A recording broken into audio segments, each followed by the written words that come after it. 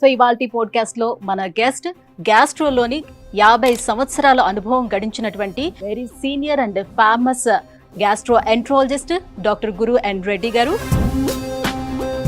చాలా మంది తినేటప్పుడు టీవీ చూస్తూ తింటేనే ఎక్కువ తినాలనిపిస్తుందని, లేకపోతే ఇప్పుడు చిన్నపిల్లలకి చుట్టూ తిప్పి తినిపించే కల్చర్ కూడా పోయింది. సో ఇలా చేయటం వల్ల కూడా మన గట్ హెల్త్ ఏమైనా పాడవుతూ ఉంటుందా? హ్యాపీగా ఉన్నప్పటికీ ఏం ప్రాబ్లం ఉండదు. ఈ బ్యాడ్ బ్యాక్టీరియా ఎక్కువగా పెరుగుతూ వస్తుంది. దానివల్ల ఏజ్తో వచ్చే జబ్బులు, కొంతమంది తొందరగా చనిపోవడం, ఇవన్నీ జరుగుతుంటాయి అన్నట్టు. కార్ ఎక్కడో పార్క్ చేస్తాం, 2 రోజులు 3 రోజుల్లో ఎండ్లో ఉంటుంది. సో మళ్ళీ ఆ వాటర్ని తీసుకొని తాగుతూ ఉంటారు. ఇదంతా కరెక్ట్ పద్ధతేనా? కార్లో పెట్టుకున్న వాటర్, లేకుంటే వాటర్ ఎక్కువగా హీట్కి ఎక్స్పోజ్ అయినప్పటికీ ప్లాస్టిక్ బాటిల్స్లో అది కేర్ఫుల్గా ఉండాలి. ఎందుకంటే plastic will melt, heart attacks వస్తూ ఉంటాయి. మొత్తం ప్రపంచం అంతా చూసుకుంటే ఇండియాలో ఎర్లీ ఆర్ యంగ్ ఏజ్లో ఏవైతే హార్ట్ అటాక్స్ వస్తాయి ఇంకెక్కడ కూడా రావు. ఎందువలన వస్తున్నాయి? ప్యాకెట్ పాలల్లో అసలు పోషకాలు ఏమైనా మిగిలి ఉంటున్నాయా? అందులో అవి తాగడం వల్ల ఏమైనా బెనిఫిట్ ఉంటుందా? పిల్లలకి ఇవ్వచ్చా? యాజ్ ఇండియన్స్ మిల్క్ ప్రోడక్ట్స్లో మనం చాలా వెనుకబడి ఉన్నాం. ప్రోటీన్ చాలా ఇంపార్టెంట్ కదా. వయసు పెరుగుతుంటే కూడా ఇప్పుడు అంటున్నాం మనం, ఈ కండరాలన్నీ మెల్ట్ అయిపోతాయి, వీక్నెస్ వచ్చేస్తుంది, తొందరగా చనిపోతాము. సో ఇటువంటి పేషెంట్స్కు ఇంకా జాగ్రత్త పడాలి. డైట్లో పుష్టంగా డైలీ మంచిగా ఒక చెంచే 2 చెంచాలు ఘీ ప్రతి మీల్లో మీరు తీసుకోండి, according to the new research. Hi, welcome to healthy talks with Suji.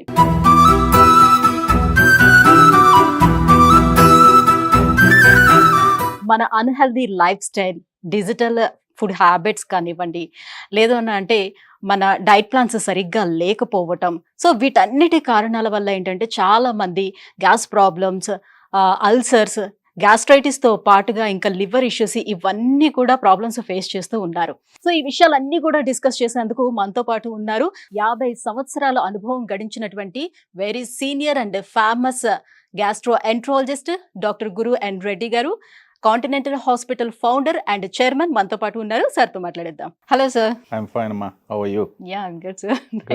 Good. Right sir, nowadays మనం చూస్తే చాలా మంది తినేటప్పుడు ఏదో ఒకటి యాక్టివిటీ కూడా ఉండాలి. మనకి ఎదురుకుండా ఒక టీవీ ఉంటే టీవీ చూస్తూ తింటేనే ఎక్కువ తినాలనిపిస్తుందని, లేకపోతే ఇప్పుడు చిన్నపిల్లలకి తినిపించే కల్చర్ కూడా పోయింది, చుట్టూ తిప్పి తినిపించే కల్చర్ కూడా పోయింది. సో వాళ్ళకి కూడా ఏదో ఒకటి యాక్టివిటీ, ఫోన్ ఇవ్వటం, ఏదో ఒకటి కూర్చోబెట్టి, సో ఎంత తోస్తుంటే అంత వాళ్ళు తింటూనే ఉంటారు. పైగా పిల్లలు ఎంత తింటుంటే వాళ్ళకి అంత ఆనందంగా ఉంటుంది. పిల్లలు బొద్దుగా ఉంటేనే సో వాళ్ళు హెల్దీగా ఉన్నట్టుగా కూడా ఫీల్ అవుతూ ఉంటారు కదా. సో ఇలా చేయటం వల్ల కూడా మన గట్ హెల్త్ ఏమైనా పాడవుతూ ఉంటుందా? హ్యాపీగా ఉన్నప్పటికీ ఏం ప్రాబ్లం ఉండదు. వందలాది సంవత్సరాల నుంచి మనకుంటూ వస్తున్నాం కదా, చదువుతూ వస్తున్నాం, మనకు చెప్తారు కూడా, బీ హ్యాపీ, డోంట్ వరీ, అనవసరంగా మీరు ఎందుకు బాధపడతారు, మంచిగా పడుకోండి, తర్వాత ఒకరి గురించి ఈర్ష్య అనేది పెట్టుకోకండి, జెలసీ అనేది ఉంచకండి. ఓకే, ఇవన్నీ దీస్ క్వాలిటీస్ చాలా ముఖ్యం. ఇప్పుడు మన కొత్తగా పబ్లిష్ అయిన ఆర్టికల్ ప్రకారం ఇప్పుడు మన గట్ మైక్రోబయోమ్ టెస్ట్ చేసినప్పటికీ, ఇప్పుడు మీ మైక్రోబయోమ్ ఉదయం టెస్ట్ చేస్తాను అనుకోండి, ఓకే, తర్వాత సాయంకాలం టెస్ట్ చేసినప్పటికీ, అంటే మీరు ఉదయం టెస్ట్ చేసిన తర్వాత ఏదో మీకు ఎవరో ఆ దినమంతా మీరు బాగా చిరాక్గా ఉండేసి కోపంలో ఉండినప్పటికీ, సంథింగ్ బ్యాడ్ ఈజ్ హ్యాపెనింగ్. ఈవినింగ్లో టెస్ట్ చేసినప్పటికీ బాగా మార్పు ఉంటుంది. Okay okay. సో అంటే ఈ సైంటిఫిక్ డిస్కవరీ వలన ఏం తెలుస్తుందంటే, ఈ మైక్రోబయోమ్ కూడా is a very dynamic process. మీ ఆలోచన, మీ మీ ఎమోషన్స్, ఇవన్నీ కూడా కెన్ ఎఫెక్ట్. అందుకొరకే గట్ మైక్రోబయోమ్ చేంజ్ అయినప్పటికీ మనం అన్నాం కదా, ఫస్ట్ థింగ్స్ ఏమన్నా సైకాట్రిక్ ఇల్నెసెస్, డిప్రెషన్, యాంగ్జైటీ,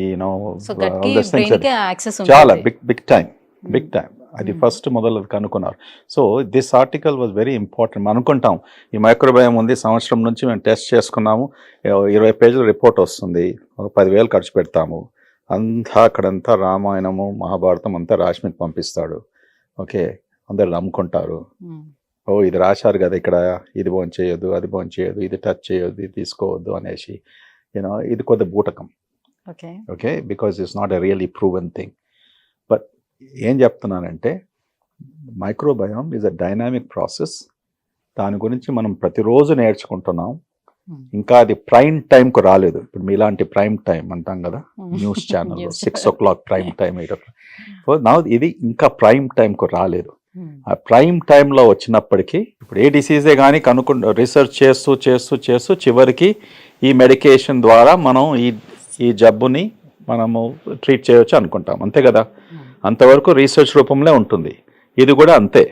ఇప్పుడు ప్రస్తుతానికి బాగా 20 ఏళ్ళు అయినప్పటికీ కూడా we are not able to make major progress. అర్థం చేసుకుంటున్నాం కానీ దాన్ని ఎలా సాల్వ్ చేయాలనేసి that's very struggling. Okay, so కొద్దిగా జాగ్రత్త. మనం ఏ న్యూస్ వింటున్నాము, ఇప్పుడు మీ ఛానల్లో విన్నప్పటికీ కొంతమంది ఇప్పుడు నా ఈ సంభాషణ వినేసి మేబీ దే విల్ ప్రాక్టీస్, ఇంకొకరు యూట్యూబ్లో వాచ్ చేసేసి అందులో కన్ఫ్యూజ్ అయిపోయి బాడీ వచ్చేసి ఇది భోంచేయొద్దు, అది భోంచేయొద్దు. There is a lot of confusion and commotion. కానీ డాక్టర్స్ అడిగినప్పటికీ వాళ్ళు నిజంగా చెప్పాలి. వాళ్ళకు తెలిసినంత వరకు సైంటిఫిక్ ఆర్టికల్స్ ఏం పబ్లిష్ చేశారో అది చెప్తే నమ్మకం కుదురుతుంది. సో మీరు ఇండియాలో ఉన్నప్పుడు బిర్యానీలు, పచ్చడన్నంలు ఇలాంటివన్నీ కూడా సాధారణంగా తిన్నారా? సో వాటి మీద ఇంట్రెస్ట్ ఉండిందా మీకు? మా అమ్మ ఇంట్లో వంట చేసినప్పటికీ బిర్యానీ తినేది.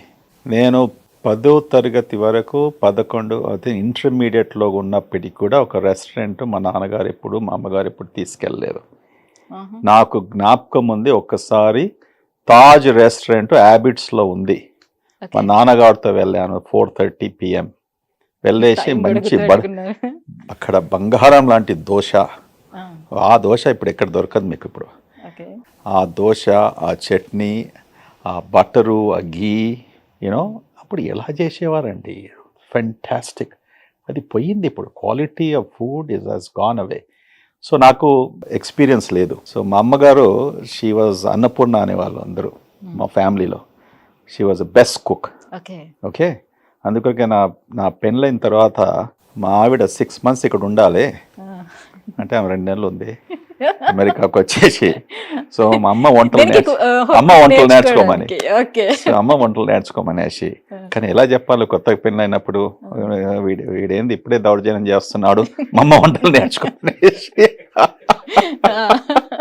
అంటే ఆమె ఏం చెప్పిందంటే, నీకేమైనా వంటలు వస్తాయంటే పెరుగు పచ్చడి చెయ్యి వస్తుంది అని చెప్పింది.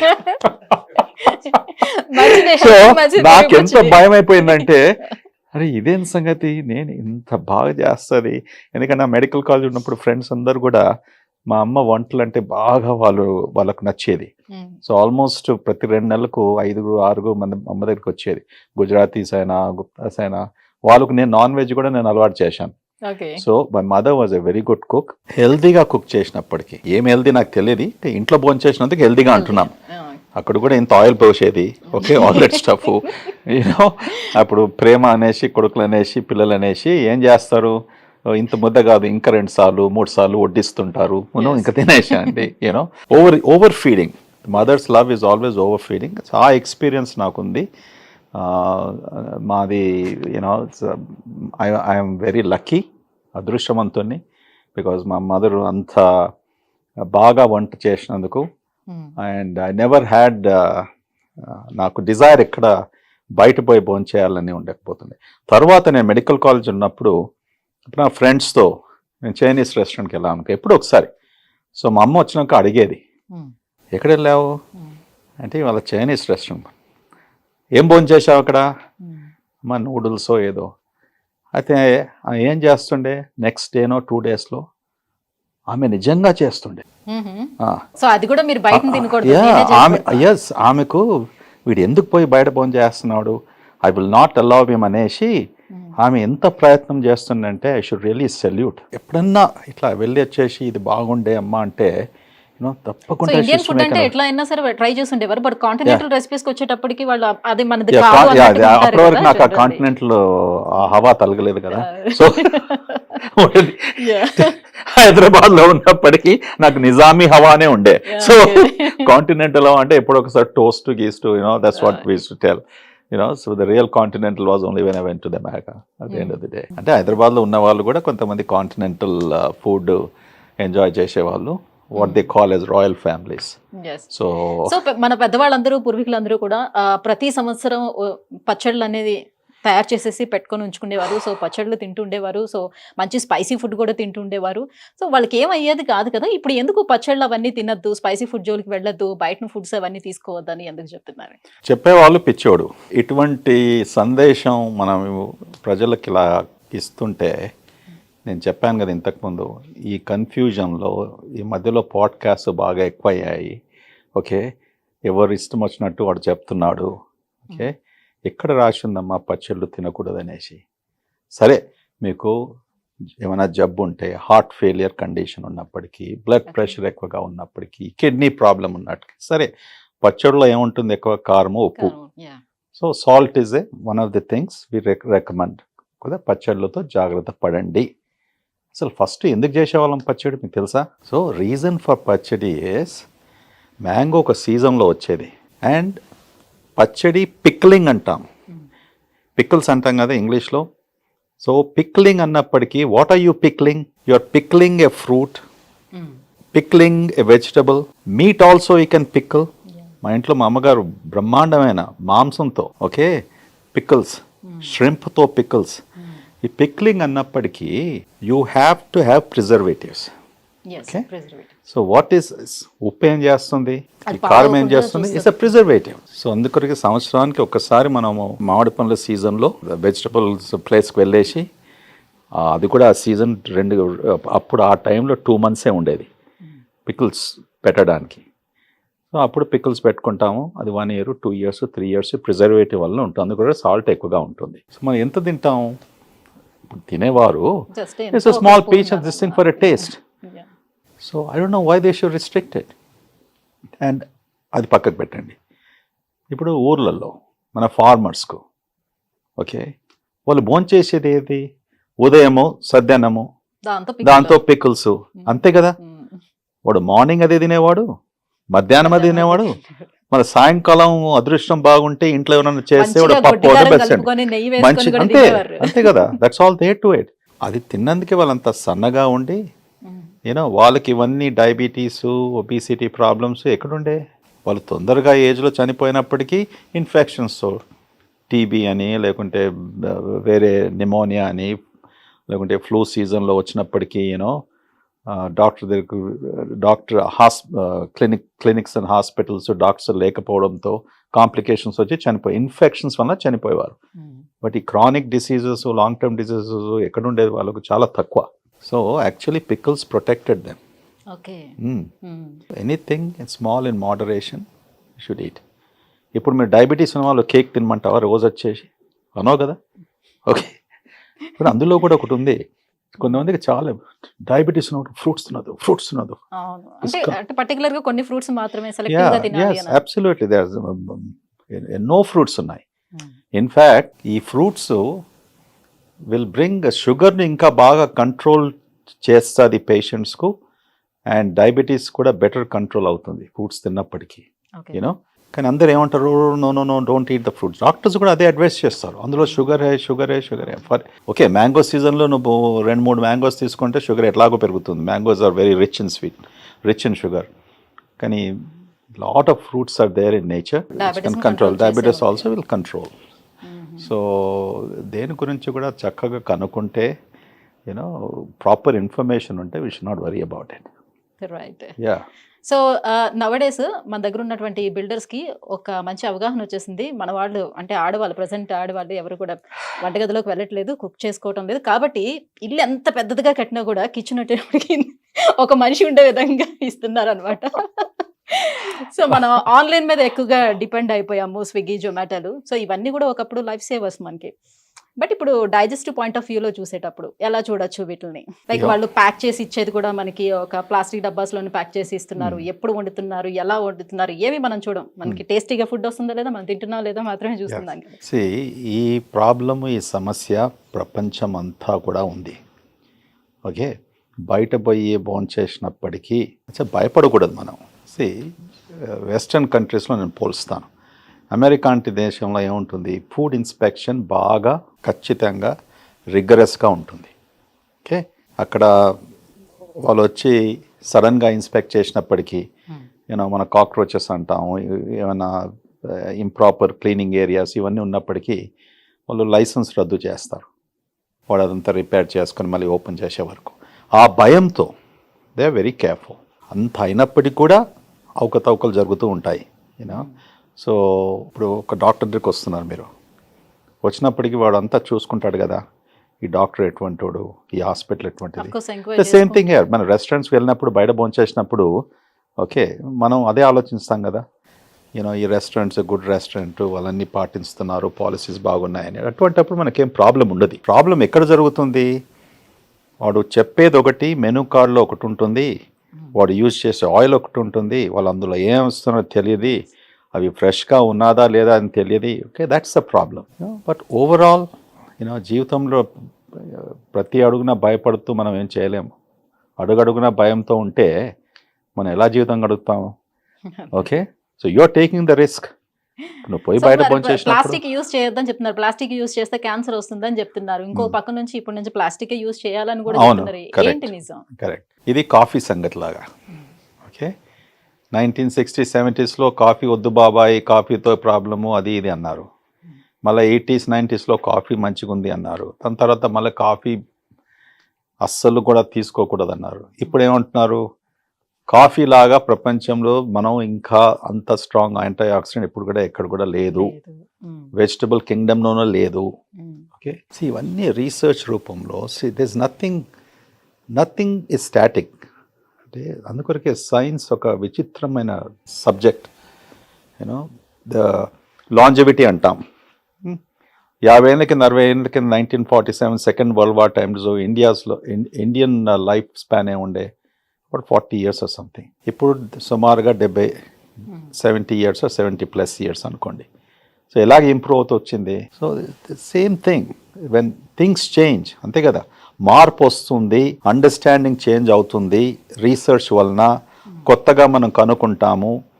ఓకే, దానివల్ల మనకు ఉపయోగపడుతుంది. సో అంటే ఇదే రీసెర్చ్ చెప్పింది, ఇదే రీసెర్చ్ చేసి దీనివల్ల ఎఫెక్ట్ అవుతున్నారు పీపుల్ అని చెప్పి మళ్ళీ ఇదే రీసెర్చ్ లేదు ఇది మంచిది అని ఎలా చెప్తారు? ఎలా చెప్తానంటే రీసెర్చ్లో ఏముంటుంది, ఫస్ట్ ఒక టైంలో మనం 1950, 60, 70 అనుకోండి, ఎక్కువగా మనకు వచ్చిన ఇన్ఫర్మేషన్ అంతా కూడా వెస్ట్రన్ కంట్రీస్, అమెరికా లాంటి, యూరోప్, జపాన్, ఈ దేశాల నుంచి వచ్చే ఇన్ఫర్మేషను అది మనం కాపీ చేస్తాము, లేకుంటే ఆ రీసెర్చ్ కూడా కాపీ చేస్తాము, అది మన రీసెర్చ్ కూడా అంటాం. ఓకే, ఇదంతా జరుగుతూ ఉంటుంది ప్రతిరోజు. కరెక్ట్. సో అప్పుడు కొన్ని సంస్థలు, కొన్ని ఇన్స్టిట్యూషన్స్ రీసెర్చ్ చేసేది. అప్పుడు 10 ఉంటే ఇప్పుడు 1000 అయిపోయాయి. ఓకే, దాంతో ఎలా లాభం అవుతుంది అంటే, నువ్వు ఒక రీసెర్చ్ చేసి పబ్లిష్ చేసావు అనుకోండి, అది నిజమా కాదే అనేసి నీ పక్కోడు కూడా రీసెర్చ్ చేస్తున్నాడు. ఓకే, వేరే దేశంలో కూడా అదే రీసెర్చ్ జరుగుతుంది. సో ద బెనిఫిట్ ఇస్ మొత్తం హ్యుమానిటీకి బెనిఫిట్ అవుతుంది. Larger the number of people, అంటే ఆ రీసెర్చ్లో పార్టిసిపేట్ చేసే వ్యక్తులు, ఓకే, పేషెంట్సే అనుకోండి, సబ్జెక్ట్సే అనుకోండి, మోర్ నంబర్ ఆఫ్ పీపుల్ ఉన్నప్పటికీ రీసెర్చ్ అవుట్కమ్ బాగా స్ట్రాంగ్గా ఉంటుంది. నువ్వు 50 మందిలో రీసెర్చ్ చేసి 500 మందిలో చేసినప్పటికీ బాగా తేడా వస్తుంది. సో రీజన్ వై మీరు అన్నదానికి సమాధానం ఏమనగా, ఓకే, రీసెర్చ్ వలన మనం ఏది రుజువు చేస్తామో అది తప్పకుండా చేంజ్ అయ్యే అవకాశం ఉంటుంది. కొత్త డిస్కవరీస్తో, కొత్త టూల్స్తో, లార్జర్ పాపులేషన్ బేసిస్తో చేసినప్పటికీ అండర్స్టాండింగ్ మనకు పెరుగుతుంది, దానివల్ల ఉపయోగం అవుతుంది. Okay, so we should never doubt 10 ఏళ్ల కింద ఇది చెప్పారు, ఇప్పుడు ఎందుకు చెప్తున్నారు? ఓకే, 10 ఏళ్ల కింద ఏమో లేదు, ఇప్పుడు ఏదో వచ్చింది. రోబోటిక్ సర్జరీ ఉండేనా 10 ఏళ్ల కింద? సో వచ్చిందని మనం యాక్సెప్ట్ చేస్తున్నాం కదా, వచ్చిందని మనం యాక్సెప్ట్ చేయాలి, అంతే కదా. సైన్స్లో this is the dynamic thing that changes. ఆ లెర్నింగ్ మనకి ఇంప్రూవ్ అవుతుంది, నాలెడ్జ్ పెరుగుతుంది, దానివల్ల ఉపయోగం అవుతుంది.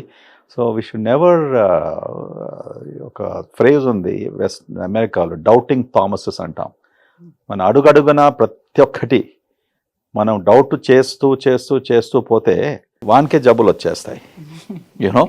You don't trust anything. So అందుకొరకే whatever is there currently available, and చాలామంది అది ఉపయోగిస్తుంటే, చాలామంది అది అండర్స్టాండ్ చేసుకుంటే, అది పాటిస్తుంటే మనం కూడా పాటించుకోవాలి అంతే కదా. There is nothing new about it. So ఈ విషయంలో మీరు కాఫీ గురించి మాట్లాడేటప్పుడు ఇంకొక డౌట్ కూడా నాకు రైజ్ అయింది. Hmm. సో పరగడుపున టీ కాఫీలు తాగకూడదు డైరెక్ట్గా అని చెప్తూ ఉంటారు. బట్ బెడ్ కాఫీలు అవి తాగుతారు. బికాస్ మన నోట్లో మంచి బ్యాక్టీరియా అప్పుడు ఉంటుంది. సో తాగితే కడుపులోకి వెళ్తుంది. సో అది మంచిది. సో బెడ్ కాఫీలని ఒక ఆర్టికల్ స్టార్ట్ అయింది. సో రెండిట్లో ఏది కరెక్ట్ అంటారు? ఈవెన్ ఐ మీన్ వెస్ట్రన్ కల్చర్లో కూడా వాళ్ళు పొద్దున్న లేచిన వెంటనే లైక్ చాక్లెట్ లాంటిది కూడా బిఫోర్ బ్రష్ చాక్లెట్ లాంటిది కూడా తీసుకుంటారు. సో ఆ బ్యాక్టీరియా కోసం అని చెప్పేసి వాళ్ళు తినేస్తారు అని చెప్తూ ఉంటారు. ఏది కరెక్ట్, ఏది నిజం? ఏమో సుజీత, నువ్వు చదివే పుస్తకాలు నేను చదువుతలేను. ఇది కొద్దిగా విచిత్రంగా అనిపిస్తుంది. నేను చెప్పకుండా చదువుతాను ఇవాళ, ఏముందో చూస్తుంటాను. But I'll tell you facts are, ఉదయంగా లేచినప్పటికీ మనం ఫస్ట్ ఏ కల్చర్లో కానీ కూడా ఒక కప్ ఆఫ్ కాఫీ, ఒక కప్ ఆఫ్ టీ, ఓకే, అది కామన్ కల్చర్. ఎందుకు తీసుకుంటాం మనం కాఫీ? కొంచెం యాక్టివ్ అవటం అంతే. That's all to stimulate your brain, cortical stimulation, active అవడానికి, so that your day goes well and all of those things. కానీ నీకు బెడ్ టైం కాఫీ ఎవరు చెప్పారు? నేను ఎప్పుడేం లేదు. ఐ మీన్ లేచేటప్పుడు కాఫీ, బెడ్ కాఫీ. లేచేటప్పుడు bed coffee, bed coffee, that basic early morning to take a cup of coffee. Bed coffee అంటే అది హస్బెండ్ వైఫ్లో రిలేషన్షిప్, అందులో ఎవరు తెచ్చి ఎవరికి ఇస్తున్నారో తెలియదు. అదంతా సమస్య చాలా మటుకు ఏళ్ళ తరబడి నడుస్తుంటుంది. కొంతమంది అంటారు లేడీస్, మా హస్బెండ్ ఎంత మంచివాడు, మార్నింగ్ ఉదయం చేసి నాకు కాఫీ ఇచ్చేసి ఆయన పనికి వెళ్ళిపోతాడు, నేను మహారాణి లాగా 9 గంటలకు లేస్తాను, 8 గంటలకు లేస్తాను. అదే వే రివర్స్లో ఉంటుంది కొంతమందిలో. My wife is so nice, ఎంత మంచిది, నాకు మార్నింగ్ కాఫీ తీసుకొచ్చిస్తుంది. ఇవన్నీ మనకు different cultures are different. And so the bottom line ఏం చెప్తున్నా అంటే, coffee in the morning, whether మీరు బెడ్లో ఉండి తీసుకుంటున్నారా, బ్రేక్ఫాస్ట్ టేబుల్కి వస్తున్నారా, కిచెన్ టేబుల్లో తీసుకుంటున్నారా, లేకుంటే డ్రైవింగ్ చేస్తూ తీసుకుంటున్నారా. నేను డ్రైవింగ్ చేస్తూ టీ ఆర్ కాఫీ ఒక కప్లో, కార్లో డ్రైవింగ్ చేస్తూ త్రాగేది సుమారుగా నాకు 30 ఏళ్ళ నుంచి అలవాటు. హాట్ కాఫీ 30 ఏళ్ళ నుంచి 35 ఏళ్ళ నుంచి, almost my entire stay in America I did it. ఇప్పుడు కూడా అదే నాకు. ఇక్కడ ఇప్పుడు డ్రైవర్స్ ఉన్నారు, వాళ్ళు డ్రైవింగ్ చేస్తారు. నాకు ఉదయం కాఫీ తీసుకున్నప్పటికి కూడా మళ్ళీ అగైన్ కార్లో కూర్చున్నప్పటికీ నా కాఫీ మగ్ ఉండాలి. Okay, I drink the coffee. Coffee is good. I feel active, I feel energetic. మరి రోజులో ఎక్కువ సార్లు టీ కాఫీలు తాగొద్దు. 2 to 3 cups. Okay, 2 to 3 cups మీకు టాలరెన్స్ ఉంటే, అంటే మీకు ఏం ప్రాబ్లమ్స్ లేకుంటే. అంటే కొంతమంది కాఫీ తీసుకున్నప్పటికీ గుండె బాగా తీవ్రంగా హార్ట్ బీట్స్ ఎక్కువగా కావడము, పాల్పిటేషన్స్ అంటాము, ఇర్రెగ్యులర్ హార్ట్ రేట్ అంటాము. లేకుంటే కొంతమందికి something they feel something after drinking. అటువంటప్పుడు యూ షుడ్ అవాయిడ్ ఇట్. లేకుంటే తక్కువ తీసుకోవాలి. What ever is applicable. Correct? These are they same? They're not. These are 5 different fingers. So మన గట్కి మనం ఎలాంటి అలవాట్లు ముందు నుంచి నేర్పిస్తే అది అలానే ఉంటుందా? దానికి అలా మౌల్డ్ అవుతుందా? మోల్డ్ చేసుకోవచ్చు. ఎస్, అబ్సల్యూట్లీ చేసుకోవచ్చు. ఇప్పుడు కొంతమందికి ఒక అలవాటు ఏంటంటే ఎమోషన్స్. మనం అంటాం ఎవ్రీ డే హ్యావింగ్, ప్రతిరోజు మనకు మోషన్ వచ్చినప్పటికీ బాగా కులాసగా ఉంటుంది. It's a good habit. Okay, కొంతమంది every other day, okay, which is also acceptable. కానీ ఆ టైమింగ్ చాలా ఇంపార్టెంట్. అది నువ్వు పుట్టినప్పటి నుంచి కల్చరల్లీ నువ్వు ఎలా ట్రైన్ అయ్యావు. సో ముఖ్యంగా మార్నింగ్ టైంలో మోషన్ అయినప్పటికీ that is something very culturally. And the body behaviour, అంటే భగవంతుడు ఈ బాడీ ఎలా సృష్టించాడంటే, ఈ హార్మోన్స్ అన్ని కొన్ని మార్నింగ్లో ఉంటుంది ఎక్కువగా, కొన్ని మధ్యాహ్నము, కొన్ని సాయంకాలము. సాయంకాలం పడుకోవడానికి హార్మోన్స్ ఉన్నాయి, మెలటోనిన్ ఇటువంటివి. అది మార్నింగ్ మెలటోనిన్ మీరు ప్రొడ్యూస్ చేస్తుంటే వాడు నిద్రపోతాడు, పని చేయలేడు. సో భగవంతుడు ఏం చేశాడు, నీకు మెలటోనిన్ సాయంకాలం ఇస్తాను, కార్టిజాల్ ఉదయం ఇస్తాను. ఓకే, సో ఇవన్నీ ఇచ్చినప్పటికీ ఇది సృష్టితో వచ్చిన హ్యూమన్ డిజైన్ అన్నట్టు. సో అది మనం యాజ్ మచ్ యాజ్ పాసిబుల్ మనం ఆ సింక్లో ఉంటే హెల్తీగా ఉంటాం. సో కొంతమందికి బ్యాడ్ హ్యాబిట్స్ ఉంటాయి. నాకు మోషన్ ఎప్పుడు నాకు స్మోక్ చేస్తూ వస్తుంది. వెన్ నాకు వీలు పడినప్పుడు I have the motion or when ever it happens I will do it. So దీంతో ఏమవుతుందంటే ఆ ఇర్రెగ్యులారిటీతో కొన్ని ప్రాబ్లమ్స్ వచ్చే అవకాశం ఉంటుంది. ఒకసారి నీకు మోషన్ వచ్చినప్పటికీ నీకు టాయిలెట్ లేకపోవచ్చు. So you have to hold it. దానివల్ల లాంగ్ టర్మ్లో దే కుడ్ బి కొన్ని ప్రాబ్లమ్స్ రావచ్చు, వస్తాయి కూడా. సో అందుకొరకే కొన్ని మనం బ్రేక్ఫాస్ట్, లంచ్, డిన్నరు, సాయంకాలము, రాత్రి పడుకోవడము, బ్రెయిన్కు రెస్ట్ ఇవ్వడము, సో ఇప్పుడు డాక్టర్సే చెప్తున్నారు సార్, ఇక్కడ ఇండియాలో ఉండే వాళ్ళు యూఎస్ బేస్డ్ కంపెనీలోని వర్క్ చేసేటప్పుడు వాళ్ళ టైమింగ్స్ అన్ని డిఫరెంట్గా ఉంటాయి. యూఎస్ టైమింగ్స్లో ఉంటారు. సో వాళ్ళ డైట్ టైమింగ్స్ వేరేగా ఉంటుంది. సేమ్ యూఎస్ లైక్ అలానే ఉంటుంది. వాళ్ళు పడుకునే టైమింగ్స్ కూడా వేరేగా ఉంటాయి. సో దీనివల్ల వాళ్ళకి చాలా హెల్త్ ఇష్యూస్ వచ్చేస్తాయి. వాళ్ళ గట్ హెల్త్ కూడా పాడైపోతుంది. సో వాళ్ళకి స్లీప్ అనేది ప్రాపర్గా ఉండదు. సో వాళ్ళకి చాలా తొందరగా అన్ని ఇష్యూస్ వస్తాయని చెప్తారు. ఎంతవరకు వాస్తవం? వాళ్ళు ఆల్రెడీ మీరు అన్నట్టుగా మన గట్ని మనం మౌల్డ్ చేసుకునేటప్పుడు సో ఆ రకంగా వెళ్ళిపోతుంది కదా. స్టార్టింగ్లో కొంచెం ఇబ్బంది పడినా నార్మల్గా వెళ్ళిపోతుంది కదా. ఇప్పుడు నా గురించి మీరు ఏమనుకుంటారు? మీరు డాక్టరే కదా. ఏం చేస్తాం? ఓ పేషెంట్ మధ్యరాత్రి వస్తే పడుకుంటామా? పడుకోరు. 18 ఏళ్ళు మెడికల్ స్కూల్ నుంచి రెసిడెన్సీ చేసేసి సూపర్ స్పెషలైజేషన్ చేసే వరకు 18 years పడుతుంది. ఓకే, అంతవరకు వచ్చే వరకు ఏం చేస్తాము? ఎవ్రీ అదర్ డే హాస్పిటల్లో ఉంటాం, నైట్ కాల్స్ అని తీసుకుంటాం.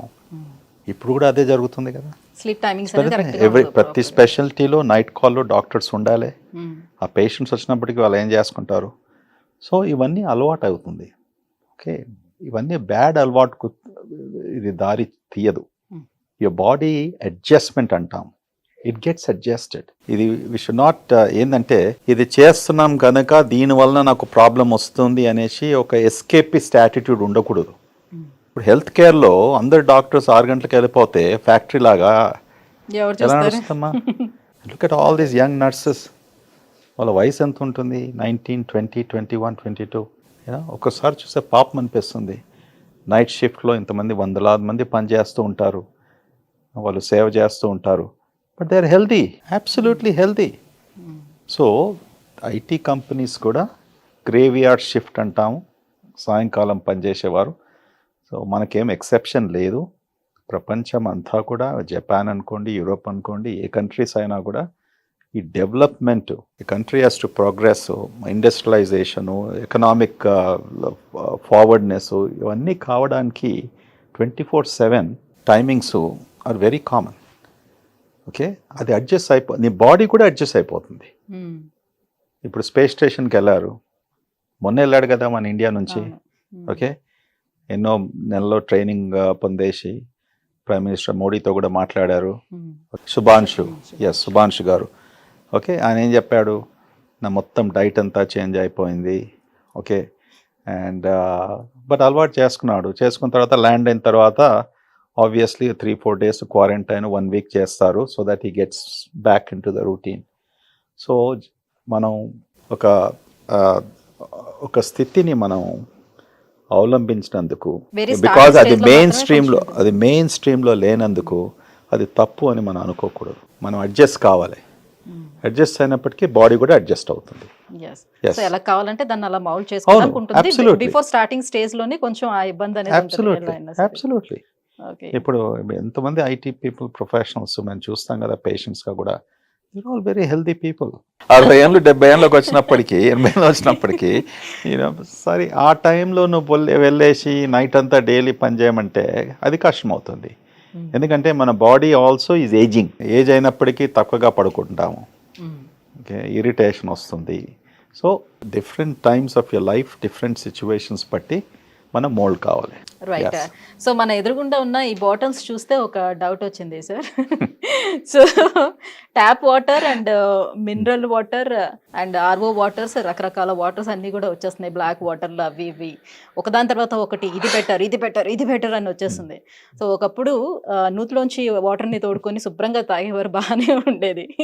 తర్వాత ఏమో లేదు ఇప్పుడు మినరల్ వాటర్ తీసుకోవాలి. ఇప్పుడు మినరల్ వాటర్ తీసుకుంటే కూడా మనకి ఎముకలకి సమస్య వస్తుంది, సో బొక్కలు అరిగిపోతున్నాయంట, అది కాదు, అది తీసుకోవద్దు అని చెప్తున్నారు.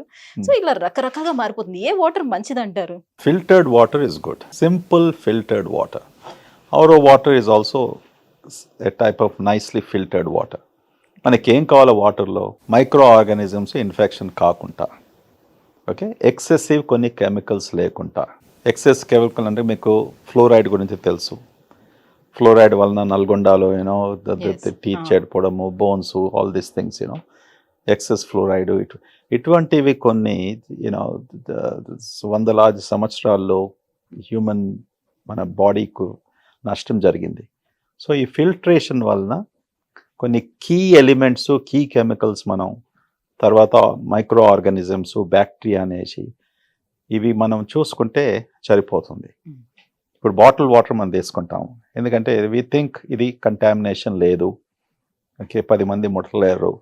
ఇప్పుడు ఇంట్లో మనం ట్యాప్ వాటర్ తీసుకున్నప్పటికీ ఇంట్లో మీకు సంప్ ఉందా, సింక్, అది వాటర్ స్టోరేజ్ ట్యాంక్ ఉందా, ఆ ట్యాంక్లో మీరు ఎప్పుడు మీరు టెస్ట్ చేస్తున్నారు, ఎప్పుడు క్లీన్ చేస్తారు? సాధారణంగా ఎవరు క్లీన్ చేయరు, ట్యాంక్స్ అన్నీ ఓవర్ హెడ్గా ఉంటాయి. సో మీరు ఒక ప్రశ్న అడగొచ్చు దాని గురించి, మరి ఎలాగ ఇంతమందికి 90% వరకు ఇలాంటి వాటరే త్రాగుతున్నాం కదా, మళ్ళీ వాళ్ళకి డైలీ డబ్బులు వస్తున్నాయా అంటే కాదు. ఎందుకంటే అగైన్ మన హ్యూమన్ బాడీ ఎలా ఉందంటే అన్ని ఫిల్టర్స్ ఉన్నాయి సిస్టంలో. కడుపులో యాసిడ్ ఉంది, యాసిడ్ వలన ఎన్నో సూక్ష్మ క్రిములు చనిపోతాయి, అంటే ది కిల్, చంపేస్తాయి. ఓకే, అక్కడి నుంచి మళ్ళీ చిన్న పేకు, మళ్ళీ ఇవన్నీ ఈవెన్ మనం తీసుకున్నప్పటికీ కూడా మన బాడీ సిస్టమ్ ఎలా ఉందంటే ఇట్ విల్ కోప్ అండ్ అది ప్రొటెక్టివ్ బ్యారియర్గా పనిచేస్తుంది అన్నట్టు. సో నువ్వు అడిగే ప్రశ్నకు కొన్ని కమర్షియల్ ఇంటెంట్ ఉంటాయి. ఈ వాటరే బాగుంటుంది, ఓకే, స్ప్రింగ్ వాటర్ అని ఫ్రెంచ్ ఆల్ప్స్ నుంచి వచ్చింది, అంటే ఫ్రెంచ్ మౌంటైన్స్ నుంచి వచ్చిన వాటర్, చాలా ఎక్స్పెన్సివ్ వాటర్ అది. ఇది క్లీనెస్ట్ స్ట్రీమ్ వాటర్ అంటాం. ఉండొచ్చు, they could be a meaning in to that, కానీ అదే తాగితే బ్రతుకుతామా మనం? మళ్ళీ rest of the 7 billion people, 8 billion people ఏం కావాలి? ట్యాప్ వాటరే కదా వచ్చేది. ఓకే, మంజీరానో, హిమాయత్ సాగరో, ఉస్మాన్ సాగరో ఎక్కడి నుంచో వస్తుంది కదా, గోదావరిలో, కృష్ణానో. ఓకే, ఎవరు చెక్ చేస్తున్నాం? ఎంతమంది ఇళ్లలో ఫిల్టరేషన్ ఉంది? ఎఫోర్డబిలిటీ చేసుకుంటే ఇవాళ రేపు కొంతమంది విరాట్ కోహ్లీ బ్లాక్ వాటర్ తెప్పించుకుని అక్కడ ఎక్కడ నుంచి వెరీ కాస్ట్లీ అంత తెప్పించుకొని తాగుతున్నారు, వెరీ హెల్దీగా ఉన్నారు. ఎంతవరకు హెల్దీగా ఉన్నారు? ఆ వాటర్ ప్రొడ్యూస్ చేసేవాడు ఎంత సంపాదిస్తున్నాడు నాకు తెలియదు. ఓకే, సో ఇవన్నీ ఆల్ మార్కెటింగ్, కమర్షియల్. కొద్ది ఆల్వేస్ సమ్ ట్రూత్ ఉండొచ్చు. మీన్స్ ఈ బ్లాక్ వాటర్లో ఇంప్యూరిటీస్ బాగా తక్కువగా ఉండొచ్చు. ఓకే, తక్కువగా ఉన్నప్పటికీ వేరే వాటర్ అంతా చెడుపు వాటర్ అనలేం కదా. మీరేం వాటర్ తాగుతారు? Normal RO water. RO water, okay, same thing, అదే తాగుతాను. ఇప్పుడు ఇది ఎక్కడి నుంచి వస్తుందో, ఏం చేస్తుందో ఎవరు లెక్క పెడతారు? Okay, Bisleri is a good company అనుకుంటాం.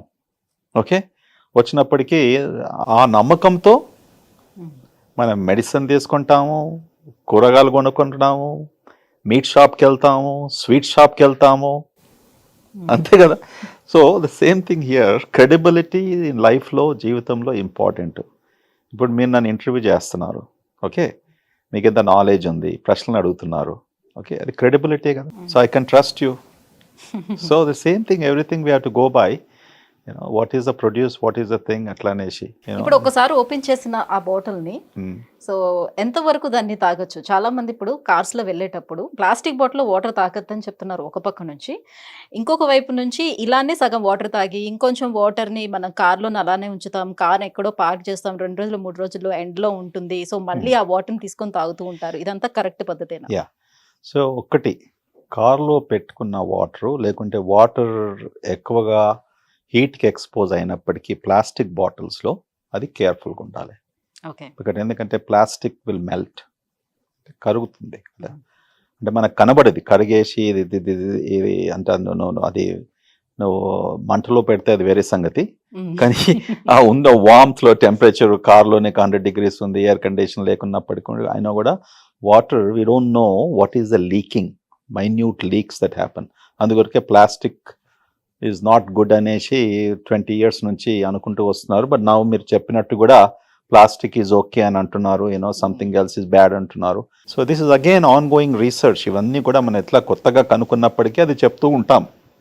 సో మీరు అడిగే ప్రశ్నకు బెటర్ నాట్ వాటర్ ఓపెన్ చేసినప్పటికీ ప్రాపర్ ఎన్వైరన్మెంట్లో పెట్టేసి ఉంటుకుంటే ప్రాపర్ టెంపరేచర్లో ఉంటే there is no problem. Okay. You don't have to keep it in the refrigerator also.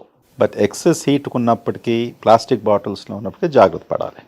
Okay. It's simple logical approach. So ఈ మధ్యన మనకి gut cleanse and green juices and detox diets ఇవన్నీ కూడా వచ్చాయి కదా సార్. సో ఇవన్నీ నిజంగానే గట్ని clean చేస్తాయా, లేకపోతే ఇది కూడా మార్కెట్ స్ట్రాటజీస్? మార్కెటింగ్ స్ట్రాటజీ కాదు. సో డీటాక్స్ అనగా ఏంది అంటే మన బాడీలో ఏమైనా టాక్సిన్స్ అంటే పాయిజన్స్ ఉన్నప్పటికీ అవి you want to remove them. అది ఎలా తొలగించుకోవాలి బాడీని. సో డీటాక్సిఫికేషన్ అంటే కొంతమంది అనుకుంటారు 1 day ఉపవాసం ఉండడానికి బాడీ అంతా డీటాక్స్ అవుతుంది, లేకుంటే I want to do some cleansing substances, లేకుంటే కొన్ని కొలానిక్ ఎనిమాస్ అనేసి అదొక పెద్ద డీటాక్సికేషన్ బిజినెస్ అమెరికాలో. ఈ సెంటర్స్కి వెళ్తారు, ఆ ఎనిమా ద్వారా యూనో డ్రిప్ 2 hours 3 hours నా కోల్న్ అంతా క్లీన్ అయినప్పటికీ ఉన్న అక్కడ బ్యాక్టీరియా అంతా వెళ్ళిపోయింది అనుకుంటారు. ఎంత మూర్ఖతనం అది. మన దగ్గర 100 trillion బ్యాక్టీరియా ఉన్నప్పటికీ ఒక 3-4 hours ఎనిమా ద్వారా కొలానిక్ లవాజ్ ద్వారా ఎలా తొలగించుకుంటాము, మళ్ళీ కొత్తవి పుడతాయి కదా. సో ఇటువంటి మూర్ఖతనము ఎలా వస్తుందంటే బిజినెస్ ఇంట్రెస్ట్ కామర్స్ ద్వారా యూనో ప్రజల్లో ఇటువంటి అవగాహన కలిగిస్తారు. కలిగించినప్పటికీ వాళ్ళు నమ్ముతారు, అనవసరంగా డబ్బు ఖర్చు పెట్టుకుంటారు, దానివల్ల ఏం ఉపయోగపడదు. సో డీటాక్సిఫికేషన్ అనేది అది 1 day ప్రొసీజర్ కాదు. ఒక దినం చేస్తే మళ్ళీ నెక్స్ట్ 90 days డేస్ నేను బిర్యానీ తినేస్తాను, లేకుంటే you know I can eat all jalebi or gulab jamun, అది కాదు. It is everyday practice. ప్రతిరోజు మనం భోంచేసేది మన బిహేవియరు, మనం ఏం తీసుకుంటున్నాము, okay, toxins, antitoxins, you know. So అందుకొరకు ఏం చెప్తాం మనం, ఫ్రూట్స్ ఉన్నాయి, కొన్ని వెజిటబుల్స్ ఉన్నాయి, they are rich in antioxidants అంటాం. యాంటీ ఆక్సిడెంట్స్, ఈ యాంటీ ఆక్సిడెంట్స్ ఏం చేస్తుంది, ఇటువంటి టాక్సిన్ను నల్ చేస్తుంది, ఇటువంటి టాక్సిన్ను ప్యూరిఫై చేస్తుంది బాడీలో. Okay. So if you balance your diet, మనం తీసుకునే ఫ్రూట్సే కానీ వెజిటబుల్సే కానీ which are rich in antioxidants తప్పకుండా మనం తీసుకున్నప్పటికీ ఈ టాక్సిన్స్ ఏవైతే మనతో ప్రొడ్యూస్ అవుతాయో అవి తగ్గుతాయి. దాంతో it will also protect your health. 1 time detoxification is humbug and దాంతో ఏం మనకు లాభం లేదు, అనవసరంగా డబ్బు ఖర్చు పెట్టుకుంటున్నాం. దానివల్ల ఐ థింక్ వితౌట్ దాట్ సేవింగ్స్లో పెట్టుకొని తిరుపతి లేకుంటే ఇక తీర్థయాత్రలకో లేకుంటే వెకేషన్కి పోతే బెటర్. ఓకే. సార్ మనకి ప్రోబయోటిక్స్ కావాలి అని అంటే ఒకప్పుడు మన ఊర్లలో చూసేవాళ్ళం, నేను కూడా చూసాను అమ్మమ్మ వాళ్ళ ఊర్లో. సో మంచిగా ఒక మట్టి కుండలో గంజన్నాన్ని పెట్టి దాన్ని పులియబెట్టడం అలాంటిది చేసేవారు. సో పులియబెట్టినటువంటి ఆహారాలు చాలా ఉండేవి. సో రాను ఏంటంటే అది పూర్ పీపుల్ ఫుడ్, దాన్ని అవాయిడ్ చేయాలన్నట్టుగా దాన్ని పక్కకు పెట్టేశారు. ఇప్పుడు ప్రోబయోటిక్స్ కావాలంటే క్యాప్సూల్స్ రూపంలో వస్తున్నాయని అంటున్నారు, వాటిని తీసుకోమంటున్నారు. వీటిని ఏ రకంగా తీసుకోవచ్చు అంటారు, తీసుకోవచ్చా లేదా? అసలు నేను చెప్పేది గ్యాస్ట్రోంట్రాలజిస్ట్ నా స్పెషాలిటీ. ఓకే. అండ్ ఈ ప్రోబయాటిక్స్ ఇది $multi-billion బిజినెస్ అయింది ప్రపంచం అంతా కూడా. ఓకే. సో పేషెంట్స్ వచ్చి నన్ను అడుగుతూ ఉంటారు, డాక్టర్ గారు ఐఎమ్ టేకింగ్ దిస్ ప్రోబయాటిక్స్, ఇది మంచిదా కాదా, తీసుకోవాలనా లేదా, ఆల్ దట్ స్టఫ్. సో 20 ఏళ్ళ నుంచి 25 ఏళ్ళ నుంచి ప్రోబయాటిక్ గురించి రీసెర్చ్ జరుగుతుంది. ఎన్నో రకరకాల పబ్లికేషన్స్ కూడా వచ్చాయి. ఒకసారి మంచిది, అందరూ తీసుకోవచ్చు. ఒకసారి కేవలం ఈ జబ్బులు ఉన్న వారికి ప్రోబయాటిక్స్ మైట్ హెల్ప్. ఇంక కొన్ని పబ్లికేషన్స్లో ప్రోబయాటిక్స్ తీసుకున్నప్పటికీ హార్ము, నీకు ఫంగల్ ఇన్ఫెక్షన్స్ రావచ్చు, ఓకే, నీకు వేరే ప్రాబ్లమ్స్ రావచ్చు, please don't take probiotics unnecessary అంటాం. మీరు అన్నట్టు best probiotic in the world, cheapest probiotic is పెరుగు. అంతే కదా. రైస్, గంజి అన్నము లేకుంటే రాత్రి వండిన రైస్ రెఫ్రిజిరేటర్లో పెట్టుకున్న తర్వాత ఫర్మెంటేషన్ అవుతుంది. ఆ ఫర్మెంటేషన్ అయినప్పటికీ ఏమవుతుంది, అందులో కొన్ని బ్యాక్టీరియా ఓకే ఉంటుంది. ఆ బ్యాక్టీరియా చాలా హెల్ప్ఫుల్. అంతే. ఫర్మెంటేషన్ వలన ఫర్ ఎగ్జాంపుల్ పెరుగులో ఏముంది, లాక్టోబాసిలస్ అంటాం. Lactobacillus is a very good component of this probiotic capsules. ఇప్పుడు ప్రోబయాటిక్స్ మనం బయట ఫార్మసీస్లో అమ్మినప్పటికీ కూడా మేము ఏం చూస్తాము, అందులో ఏ బ్యాక్టీరియల్ స్పీసీస్ ఉంది, ప్రోబయాటిక్స్ డిఫరెంట్ బ్యాక్టీరియల్ కల్చర్స్తో తయారవుతాయి. ఓకే అండ్ అందరికీ ఒకటే ప్రోబయాటిక్ హెల్ప్ కాదు. Okay so we will look in to ఈ ప్రోబయాటిక్లో ఏ బ్యాక్టీరియల్ స్పీసీస్ ఉన్నాయి ఈ పేషెంట్కు. ఇప్పుడు సంబడి ఇన్ఫ్లామేటరీ బౌల్ డిసీజ్ అంటాం, అంటే గట్టుకు సంబంధించిన జబ్బులు. ఈ జబ్బుల్లో మేము బాగా ఆలోచిస్తూ పేషెంట్స్కు ప్రిస్క్రైబ్ చేస్తాం. ఈ డిసీజ్లో ఈ కాంపోజిషన్ ఉన్నప్పటికీ ఈ ప్రోబయాటిక్ బాగుంటుంది, తీసుకుంటే బెటర్ అనేసి. పర్సనలీ హెల్దీగా ఉన్నప్పటికీ నో ప్రోబయాటిక్ ఈజ్ నెసెసరీ. అంటే లాక్టో ఇంటాలరెన్స్ ఉండే వాళ్ళు ఇలా తీసుకోవచ్చా క్యాప్సూల్స్? లాక్టోజ్ ఇంటాలరెన్స్ ఉన్నప్పటికీ ఇప్పుడు లాక్టోజ్ ఫ్రీ మిల్క్ వచ్చింది, ఓకే ఆల్టర్నేటివ్ మిల్క్ తీసుకోవచ్చు, ఓకే దాంతో పెరుగు చేసుకోవచ్చు. ఆప్షన్స్ చాలా ఉన్నాయి. If necessary you can take Lactobacillus ఉన్న ప్రోబయాటిక్ తీసుకోండి. ఓకే, అది చేయడం కొద్ది కష్టం కానీ ఈజీగా మార్కెట్లో అవైలబుల్ ఉంది. అది ఎలా డైజెస్ట్ చేసుకుంటాము, మోర్ దెన్ మన ఫుడ్ ఆహారం డైజెషన్ కంటే ఎక్కువ ఇప్పుడు ప్రాబ్లం వచ్చింది information digestion. Information digestion is the biggest problem. దానికి నా దగ్గర ఏం మందు లేదు.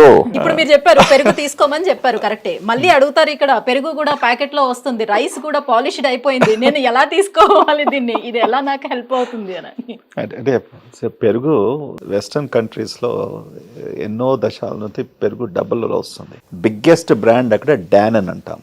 ఇప్పుడు అది కూడా ఇండియాలో కూడా అవైలబుల్ ఉంది. ఆ కంపెనీ ఇక్కడ కొలాబరేషన్తో కొన్ని డైరీ ఫార్మ్స్తో కూడా ఇండియాకు కూడా వచ్చింది. Dannon is the very popular a grocery store. డాన్ వాళ్ళు ఏం చేశారంటే చూడు, ఈ కమర్షియల్లో ప్రోబయాటిక్స్ ఎవరైతే ప్రొడ్యూస్ చేసి you know thousands of dollars millions of dollars సంపాదించుకున్నారు. అదే వీడు అనుకుంటున్నాడు నేను మంచిగా పెరుగు అమ్ముతున్నాను, ఓకే ఇది న్యాచురల్ ప్రోబయాటిక్, వీడు కమర్షియల్ గా వచ్చేసి క్యాప్సూల్స్ అమ్మేసి వీడు ఇంత బిలియన్స్ కొట్టేస్తున్నాడు అనేసి. సో వాళ్ళు ఏం చేసుకున్నారు, వాళ్ళు ప్రోబయాటిక్ బిజినెస్ పోయారు. అంటే డానన్ ప్రోబయాటిక్ అనేసి మొదలు పెట్టారు. అంటే వీళ్ళు కూడా కన్వర్ట్ అయిపోయారు. Convert marketing gimmick. సేమ్ పెరుగును వాడు ప్రోబయాటిక్ అని పెట్టేశాడు, డానన్ ప్రోబయాటిక్. సో నువ్వు కస్టమర్ గా నువ్వు గ్రోసరీ స్టోర్ కు వెళ్ళినప్పుడు ప్రోబయాటిక్ ఇదో స్పెషల్ డానన్ ప్రోబయాటిక్, నువ్వు అన్నేళ్ళ వరకు అదే తీసుకుంటున్నావు. అది information overload, information indiscipline, okay information misguidance.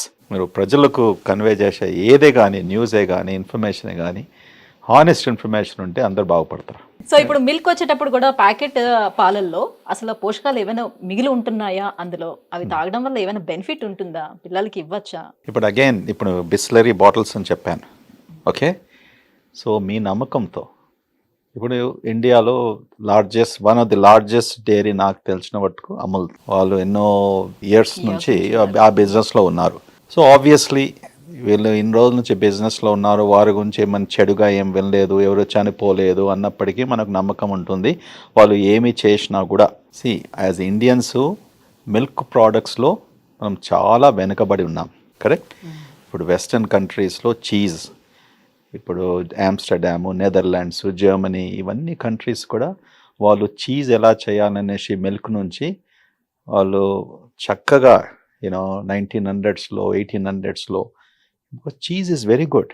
Especially మనకు వెజిటేరియన్స్కు ఎక్కువగా ప్రోటీను, ఇప్పుడు ఆ చీజ్ మన దగ్గర అవైలబుల్ ఉంటే ప్రోటీన్ చాలా ఇంపార్టెంట్ కదా. వయసు పెరుగుతుంటే కూడా ఇప్పుడు అంటున్నాం మనం ఈ కండరాలన్నీ మెల్ట్ అయిపోతాయి, వీక్నెస్ వచ్చేస్తుంది, తొందరగా చనిపోతాము. All this information which is coming, muscle strength ఎక్కువగా ఉండాలి, ఉన్నప్పటికీ ప్రోటీన్ కావాలి. ఇప్పుడు non vegetarian 3/4 of India are probably 80% of India is vegetarian. So ఎక్కడి నుంచి వస్తుంది ఎక్కువగా? అందుకు చాలా మంది సన్నగా ఉంటారు వాళ్ళు, ఎస్పెషలీ ఇఫ్ దేర్ ఆర్ వాళ్ళు ఎగ్స్ కూడా తినకుంటే లేకుంటే పెరుగు కూడా తీసుకోకుంటే.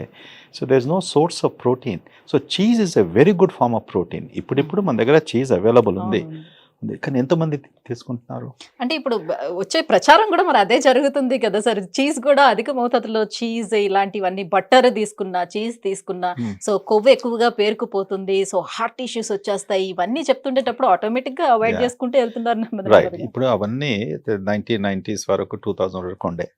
ఇప్పుడు American heart association 5-6 years 7 years back వచ్చి ఏం చెప్పింది, కొలెస్ట్రాల్ వలన గుండె జబ్బు రాదు అంటే కొద్దిగా మోడిఫికేషన్ ఆ స్టేట్మెంట్లో.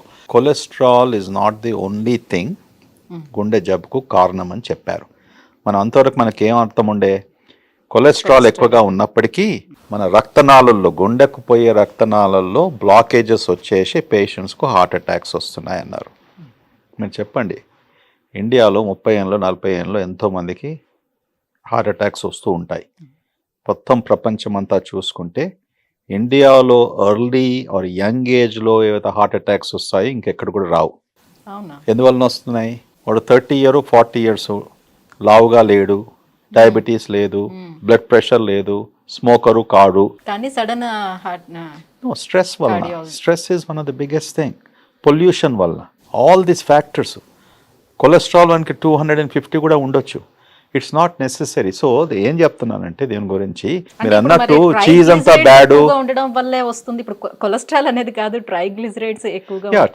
Triglycerides also a part of lipid system. ఎక్కువగా ట్రైగ్లిసరైడ్స్ ఎక్కువగా ఎప్పుడు పెడతాయి? కార్బోహైడ్రేట్. మనం ఇంత అన్నం తింటాం, ఓకే, మన డైట్ అంతే కదా, rich in this thing. Triglycerides, high triglycerides are equally bad or more bad. అది ఈజీగా సాల్వ్ చేసుకోవచ్చు కదా మనం సాధారణంగా. మనం in fact triglycerides are easy to manage than cholesterol. మనం కొద్దిగా ఆహారంలో చేంజ్ తెప్పించుకున్నప్పటికీ, ఎక్సర్సైజ్ చేసినప్పటికీ తప్పకుండా వితౌట్ మెడికేషన్ ట్రైగ్లిసరైడ్స్ తగ్గే అవకాశం ఉంటుంది. కానీ కొలెస్ట్రాల్ ప్రాబ్లం ఏంది? అందరికీ చెప్పినట్టు అందరికీ తెలుసు, ప్రజలకు కూడా 80 to 90% of the cholesterol we call endogenous cholesterol. అంటే మన బాడీలో తయారవుతుంది, మన ఆహారం వలన కాదు. సో కొంతమంది అంత స్ట్రిక్ట్గా ఉన్నప్పుడు కూడా కొలెస్ట్రాల్ ఎక్కువగా ఎందుకు ఉంటుందంటే, జెనెటికల్లీ ఆ cholesterol they are making more. దానికి అన్ని థియరీస్ ఉన్నాయి. ఇప్పుడు ప్రజలు అర్థం చేసుకోవడానికి కష్టం అవుతుంది. ప్రజల్లో ఎక్కువగా కొలెస్ట్రాల్ ఉన్నప్పటికీ most of this is genetically mediated. So ఇటువంటి పేషెంట్స్కు ఇంకా జాగ్రత్త పడాలి. డైట్లో పుష్టంగా డైలీ మంచిగా 1 చెంచా 2 చెంచాలు ఘీ ప్రతి మీల్లో మీరు తీసుకోండి. There is no problem according to the new research. So anything మనం మోడరేషన్లో చేసినప్పటికీ, ఇప్పుడు బాగా లావుగా ఉన్నాడు ఒక అతను, ఓకే, 150 కిలోలు ఉన్నాడు. ఇటువంటి వాళ్ళు డైలీ ఘీ తీసుకొని, లేకుంటే డైలీ చీజ్ తీసుకొని, డైలీ స్వీట్స్ తీసుకున్నప్పటికీ they is a problem. Otherwise cheese is a very good protein. Vegetarians have to realize, vegetarians అర్థం చేసుకోవాలి. చీజ్ ఎలా తయారవుతుంది? కండెన్స్ మిల్క్ తోనే. ఇంత మిల్క్ మనం త్రాగేది బదులు you can eating this nice pieces of cheese and చాలా టేస్టీ. ఇవాళ రేపు ఎన్ని రెసిపీస్ అమ్మా. నేను ఇన్స్టాగ్రామ్లో కార్లో చూస్తుంటే నాకు నా నోట్లో నూరు ఆడుతుంది. అరే నాకు చెప్పాలి, వాళ్ళ ఇంటికి వెళ్ళేసి ఇలాంటివి చేస్తే ఎంత బాగుంటుంది. నేను చేస్తాను అది చేస్తూ మా cook I push the button, okay. ఎంత సులభం చేసిన ఇన్స్టాగ్రామ్లో simple things you can make it so well. So అందరినీ నేను ఇన్స్టాగ్రామ్ ఏదైతే dietary this thing cooking recipes ఉన్నాయి కదా, అది బ్రహ్మాండంగా మన వాళ్ళకు చాలా ఉపయోగపడుతుంది. సార్ ఇప్పుడు మరి యోగట్ మంచిదని చెప్తున్నారు, కానీ ఆ యోగట్ తో పాటు ఈ మధ్యన చాలా రకాల ఫ్రూట్స్ ని మిక్స్ చేసి కూడా మనకి వస్తున్నాయి, ఆ ఫ్లేవర్స్ లో కూడా వస్తున్నాయి కదా. సో అలా తీసుకోవచ్చు అంటారు. ఇప్పుడు మన పొట్టకి సూట్ కానీ కొన్ని రకాల విరుద్ధ ఆహారాలు కూడా ఉంటాయి. చాలా మందికి అవన్నీ తెలియక సో టేస్ట్ బాగుంది కదా అని చాలా మంది తినేస్తూ ఉంటాం. జస్ట్ లైక్ ఇప్పుడు మన షడ్రుచులతో ఒక మంచిగా వేడివేడిగా భోజనం తిన్నాం సార్. లాస్ట్ లో మన పెద్దలు చెప్తూ ఉంటారు, ఏదైనా ఒక స్వీట్ ఐటమ్ లాస్ట్ లో తినాలి అని చెప్తుంటారు. సో ఆ స్వీట్ ఐటమ్ ని మనం పక్కన పెట్టేసి చల్లగా ఉండేటటువంటి ఒక ఐస్ క్రీమ్ తెచ్చుకొచ్చి లాస్ట్ ఫినిషింగ్ టచ్ ఇస్తాం. సో ఇంత వేడి ఆహారం తినిన తర్వాత లాస్ట్ లోని చల్లగా ఈ ఐస్ క్రీమ్ తింటే ఏమైనా అది విరుద్ధ ఆహారమా? అలా తీసుకోవచ్చా, తీసుకోకూడదా? అబ్సల్యూట్లీ ఏం ప్రాబ్లం లేదు. ఫ్రూట్ మాత్రం భోంచేసిన తర్వాత తీసుకోకుంటే బెటర్. గివ్ సమ్ గ్యాప్ అంటాం. ఫ్రూట్ ఈటింగ్, ఫ్రూట్ తీసుకున్నప్పటికీ ఇదొక సైంటిఫిక్ పబ్లికేషన్. నా మళ్ళీ రేపు వచ్చేసి కొత్తగా పబ్లిష్ చేయొచ్చు అని తెలియదు నాకు. So I'm disclaimer, I'm already disclaimer. తిన్న తర్వాత ఫ్రూట్స్ తింటే మంచిగా డైజెషన్ అవుతుంది ఆల్రెడీ. It's not. ఎందుకంటే మనం ఎందుకు ఫ్రూట్స్ తీసుకుంటున్నాం? నాట్ బికాస్ స్వీట్ టేస్ట్ కొరకు. Fruit has a nutritive value. ఫ్రూట్లో ఇంతకుముందు చెప్పినట్టు antioxidants, vitamin C, vitamin A, all these things are there. So భోంచేయగానే ఫ్రూట్ తీసుకున్నప్పటికీ మన తినే ఆహారము ఆ అబ్జార్ప్షన్ను ఎఫెక్ట్ చేస్తుంది. కరెక్ట్. కడుపులో 4 గంటలు ఉంటుంది మన ఫుడ్. సో అప్పుడే పోయి ఫ్రూట్ తినేసావు. మనం తిన్న ఫుడ్లో డిఫరెంట్ కెమికల్స్ సబ్స్టెన్సెస్ ఉంటాయి. ఎంత అబ్జార్బ్ అవుతుంది, ఏది అబ్జార్బ్ అవుతుంది, దట్ క్వశ్చన్ వస్తుంది కదా. అందుకొరకు కొన్ని మెడికేషన్స్, మనం మెడిసిన్స్ తీసుకున్నప్పుడు ఏం చెప్తాం, ఇది భోజనం చేసిన తర్వాత తీసుకోండి, ఇది భోజనం చేయక ముందు తీసుకోండి, ఇది భోజనం చేసిన గంట తర్వాత తీసుకోండి. ఇవన్నీ ఎందుకు చెప్తాము, రీసెర్చ్లో కనుక్కున్నప్పటికీ ఈ అబ్జార్ప్షన్ చాలా మ్యాక్సిమంగా ఉంటుంది, అది మీకు హెల్ప్ అవుతుంది. సో ఫ్రూట్ సంగతి కూడా అంతే. When you're eating the fruit, ఎంత ఎంటీ స్టమక్లో తీసుకున్నప్పటికీ 1 గంట ముందు 1 గంట తర్వాత ఏం తీసుకోకుంటే బెటర్గా ఉంటుంది అనేసి కొద్దిగా రీసెర్చ్లో చెప్పారు. అందుకొరకే నేను డైలీ మార్నింగ్ నా బ్రేక్ఫాస్ట్ అంతా కూడా మంచి ఫ్రూట్, మిక్స్డ్ ఫ్రూట్ బౌల్.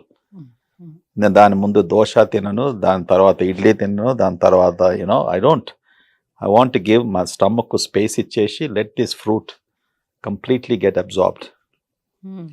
నేనేం పాటిస్తాను, నేను డైలీ ఉదయము యాంటీ ఆక్సిడెంట్ జ్యూస్ అనేసి ఇంట్లో బ్లెండర్లో కేలు, సెలరీ, కివీ ఫ్రూటు వేసుకొని గ్లాస్లో గ్రీన్ బాటిల్, అది గ్రీన్గా ఉంటుంది. అది చూస్తుంటే కూడా నాకు భయం అవుతుంది ఒకసారి, ఎందుకంటే చేదుగా ఉంటుంది. అయినా అమ్మా ఇది ఎందుకు తీసుకుంటున్నారా బాబు ఇది అనేసి, బట్ అలవాటు అయిపోయింది. ఏంటంటే I drink like medicine. So everything, మనం ప్రతిదీ భోంచేసిన ఆహారము, ప్రతిదీ తీసుకునేది అది కేవలం టేస్టీగా ఉండాలని మనం ఆ ఉద్దేశం పెట్టుకోకూడదు. కాకరకాయ బాగా బిటర్గా ఉంటుంది కదా, నేనైతే అసలు అది మా నాన్నగారు ఎంత ప్రాణంతో తినేది. ఆయనకు వారంలో 2 సార్లు కాకరకాయ లేనిది భోజనము పోయేది కాదు. అదే నేను అస్సలు కాకరకాయ అంటే కోపం వచ్చేది. ఎంత బిటర్గా ఎలా తింటారు. ఇప్పుడు తింటాను అప్పుడప్పుడు, ఎప్పుడో ఒకసారి.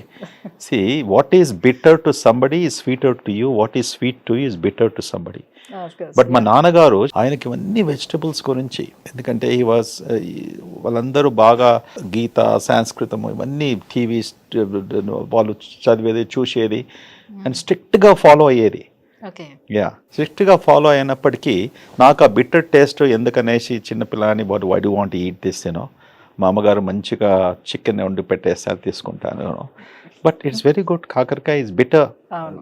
లేటర్ ఇన్ లైఫ్ ఇవన్నీ జబ్బులు వచ్చాయికి అన్ని డబ్బంతా ఖర్చు పెట్టే బదులు, so try something which is bitter that doesn't taste well. There is nothing wrong with this. Correct? Yes. Yeah, life is not one even platform. So you should treat your body also like that. Some things you put in there like medicine. ఇప్పుడు exercise చేసినా కూడా నేను అదే చెప్తాను పేషెంట్స్కు. Okay, మీరు you make a decision. Obesity, weight పెరిగేసి, heart జబ్బు వచ్చేసి, బైపాస్ సర్జరీ, స్టెంట్ చేసుకొని, ఇన్ని లక్షలు ఖర్చు పెట్టుకొని, ఫ్యామిలీ అంతా కాంప్రమైజ్ చేసుకొని అది చేసుకుంటావా, లేకుంటే 20 నిమిషాలు, అరగంట నువ్వు ఎక్సర్సైజ్ చేసి ట్రెడ్మిల్లో 15 నిమిషాలు చేసుకుంటావా? ఓకే, హాస్పిటల్లో కూడా మీరు జిమ్ పెట్టారంట. అసలు హాస్పిటల్స్ లోని జిమ్స్ అని చూడలేదు. అవును, అది జిమ్ ఎవరి కొరకు పెట్టానంటే నా కొరకు పెట్టుకోలేదు. ఓకే, మా ఎంప్లాయీ వెల్ఫేర్ కొరకు పెట్టుకున్నాం. అందరూ హెల్తీగా ఉండాలి. ఓకే, నర్సెసే కానీ నీకు అవకాశం ఉంది. వర్క్ తర్వాత నేను ఎప్పుడు ఏ ఫ్లోర్లోకి పోయినప్పుడు నర్సెస్ను ఫస్ట్ అడుగుతారు, did you eat, did you drink water, మీ బ్రేక్ఫాస్ట్కి వాళ్ళ ఏం తిన్నారు, కొంతమంది అడిగేస్తాను. సి వాళ్ళు చిన్న వయసులో పనిచేస్తున్నారు, అమ్మ నాన్నని విడిచిపెట్టేసి ఒక సిటీకి వస్తున్నారు. ఓకే, ఇంతమంది సిక్ పేషెంట్స్ను హాస్టల్లో ఉంటూ హాస్పిటల్కి వచ్చేసి వాళ్ళకు కేర్ అన్నప్పటికీ ఎవరో ఒకరు అడగాలి కదా. ఎవరు అడుగుతారు వాళ్ళను? So I tell them also, gym ఉంది మార్నింగ్ 8 నుంచి ఈవినింగ్ 9 వరకు, ట్రైనర్స్ ఉన్నారు. కానీ ఎవరు పోతారు? 20 మంది. అది కూడా నేను ఒక 4 months డైలీ నాకు పంపిమని చెప్తుంటే అటెండెన్స్ ఎంతమంది వచ్చారనేసి. అండ్ దాని తర్వాత 20-30 అయిపోయింది. తర్వాత జిమ్ కోఆర్డినేటర్స్ను నేను వానికి చివాట్లు పెట్టాను. అంటే ఏం రా నీకు ఎప్పుడు ఇంతమంది 1000 మంది ఎంప్లాయీస్ ఉన్నారు, 1200 మంది, ఏంది 2, 20, 30 చూపిస్తున్నావు, నువ్వు మోటివేట్ చేస్తలేవు అనేసి. నో సార్ నేను చెప్తున్నా సార్ మీరు వస్తే బాగుంటుందంట. సో నేను అన్నాను, నేను అనుకుంటాను ఈ మధ్యలో two three times a week ఇంట్లో చేసే జిమ్ బదులు ఇక్కడ చేసుకుంటే బెటర్, మేబీ ఇలా ఇన్స్పైర్ దెమ్ అనేసి చేస్తాను, తప్పకుండా చేస్తాను. It's good. ఐ థింక్ వాళ్ళకు ఇట్ రియల్లీ జిమ్ లో చేసినప్పటికీ ఐ డోంట్ నో, మీరు చేస్తారా, జిమ్కి వెళ్తారా? నేను ఇంట్లోనే కదా, perfect. Yeah, that's fine. You don't have to go to gym. How good you feel. నాకు it's like a ton of energy in the morning. ఆ జిమ్ చేయని రోజు నాకు ఐ ఫీల్ లిటిల్ నౌ, అది అలవాటు అయినందుకు మేబీ డల్గా ఉండడము, కొద్దిగా ఇరిటేషను, ఇదంతా జరుగుతుంది అన్నట్టు. చాలా ఎక్కువసేపు స్టామినా అనేది అలా మెయింటైన్ అవుతుంది. అబ్సల్యూట్లీ, స్టామినా అనేది బాగా మెయింటైన్ ఉంటే you feel good because it produces those chemicals, endorphins అంటాం కదా. That's a different feeling all together. Yeah sir, చాలా మందికి ఒక రోజు మోషన్ రాలేదు అని అంటే, సో నాకు కాన్స్టిపేషన్ ప్రాబ్లం వచ్చేసిందేమో, నేను ఐబిఎస్ ప్రాబ్లం వచ్చిందేమో, ఇలా టెన్స్ అయిపోతూ ఉంటారు. సో ఇటీవల కాలం మనం చూసుకున్నా కూడా ఐబిడి యువతలోనే ఎక్కువగా కనిపిస్తుందని చెప్తున్నారు. సో ఐబిఎస్ కన్నా ఐబిడి ఎంత ప్రమాదం, ఎంత serious? IBD is a real disease. Okay, IBD అనగా ఇన్ఫ్లామేటరీ బౌల్ డిసీజ్ అంటాం.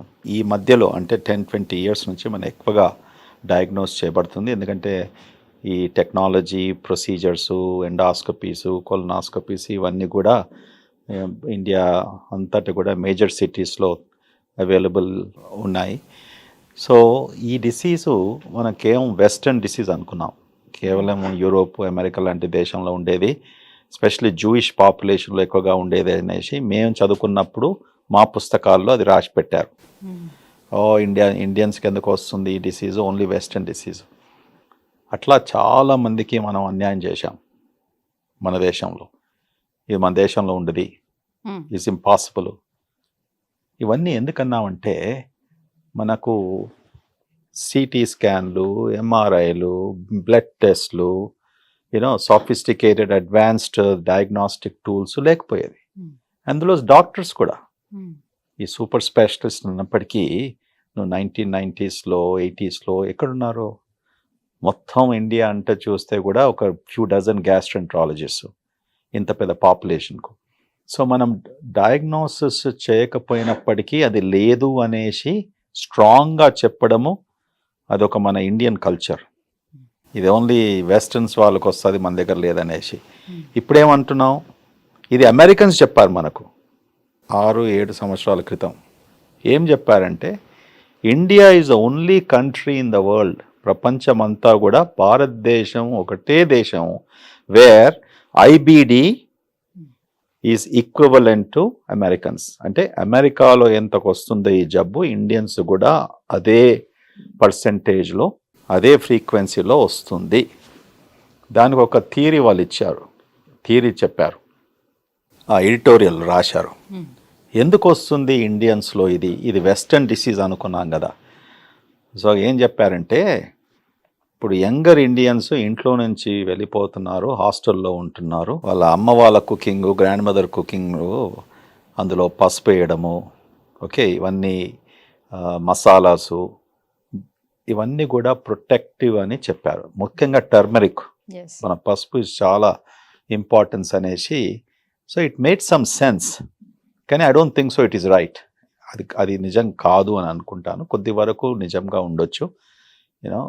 Something else is causing. ఇప్పుడు ఐబిడి ఎందుకు వస్తుంది? గట్ మైక్రోబయోమ్లో చేంజ్ అయినప్పటికీ అది ప్రూవన్. ఇప్పుడు ఆఫ్టర్ 50, 60, 70 ఇయర్స్ ఆఫ్ రీసెర్చ్ ఒక కంక్లూషన్కి వచ్చాం. ఐబిడి రావడము, మైక్రోబయోమ్ చేంజ్ కావడము, ఇమ్యూన్ సిస్టంలో మార్పు తీసుకురావడం వలన మనం ఐబిడికి గురి అవుతాం, అంటే ఐబిడి వస్తుంది.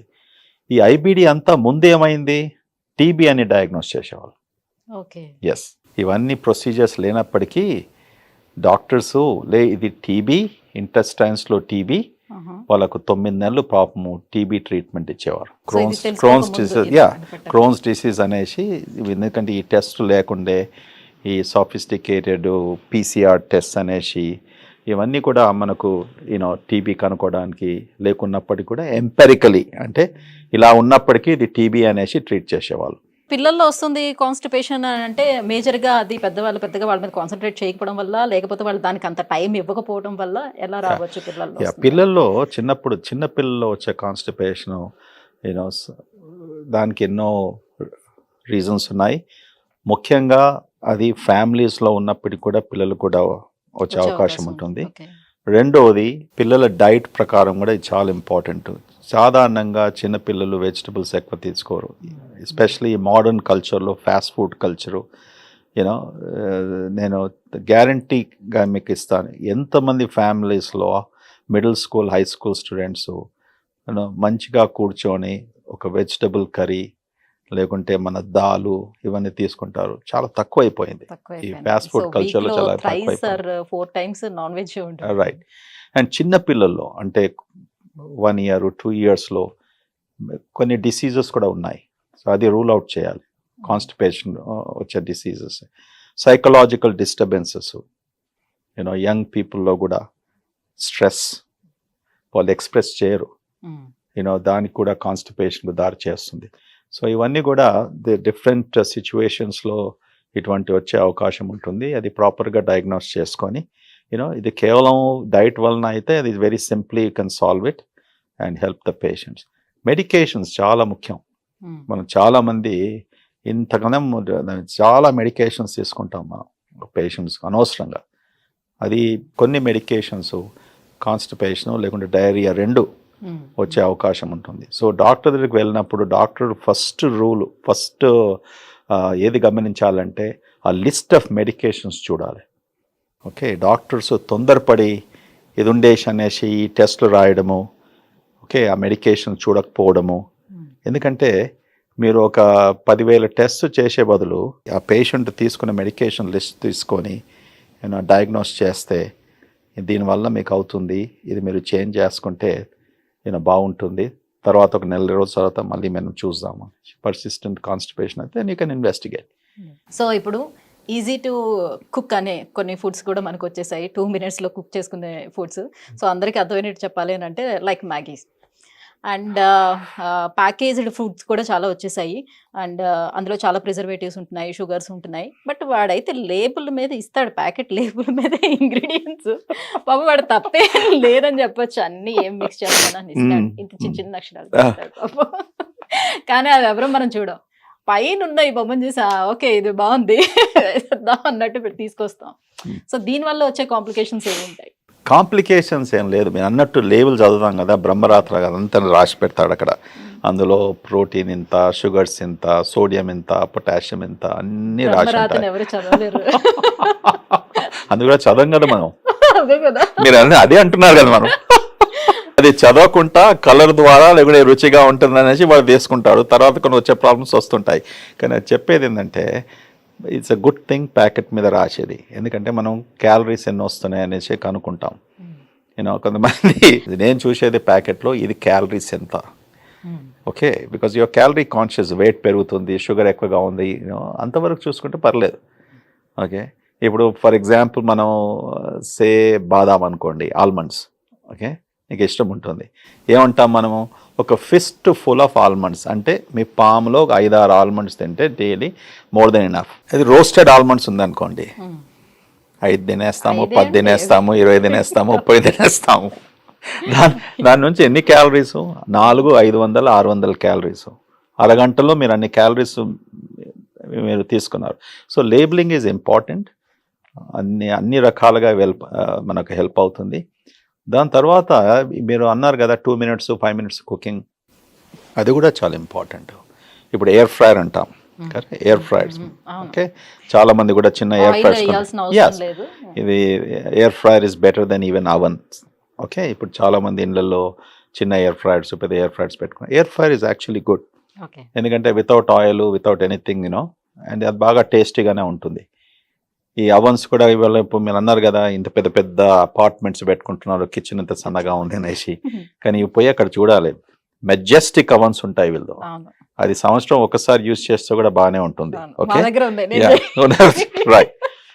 ఎగ్జాంపుల్ ఎందుకు చేయాలంటే ఒకటి భయం.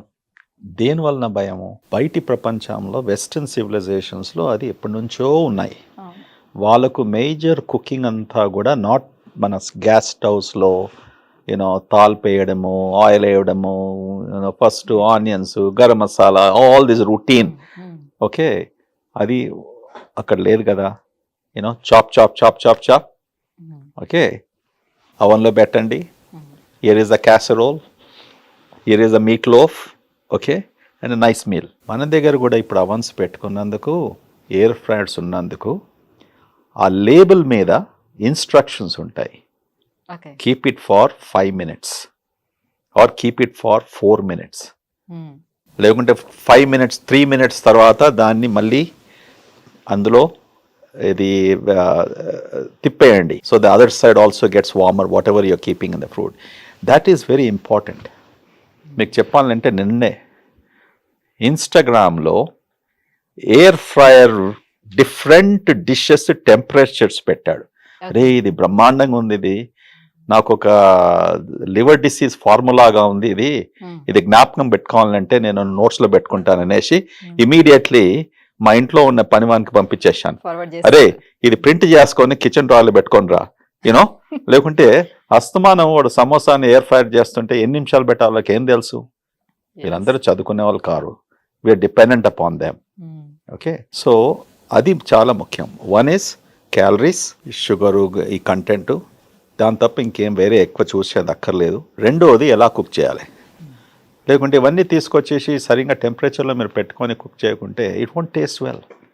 ఓకే, అది కేవలం ఒక నిమాయిష్ కొరకు ఉండిపోతుంది. మీరు అన్నట్టు మీ ఇంట్లో మంచి అవన్ ఉంది కదా, సో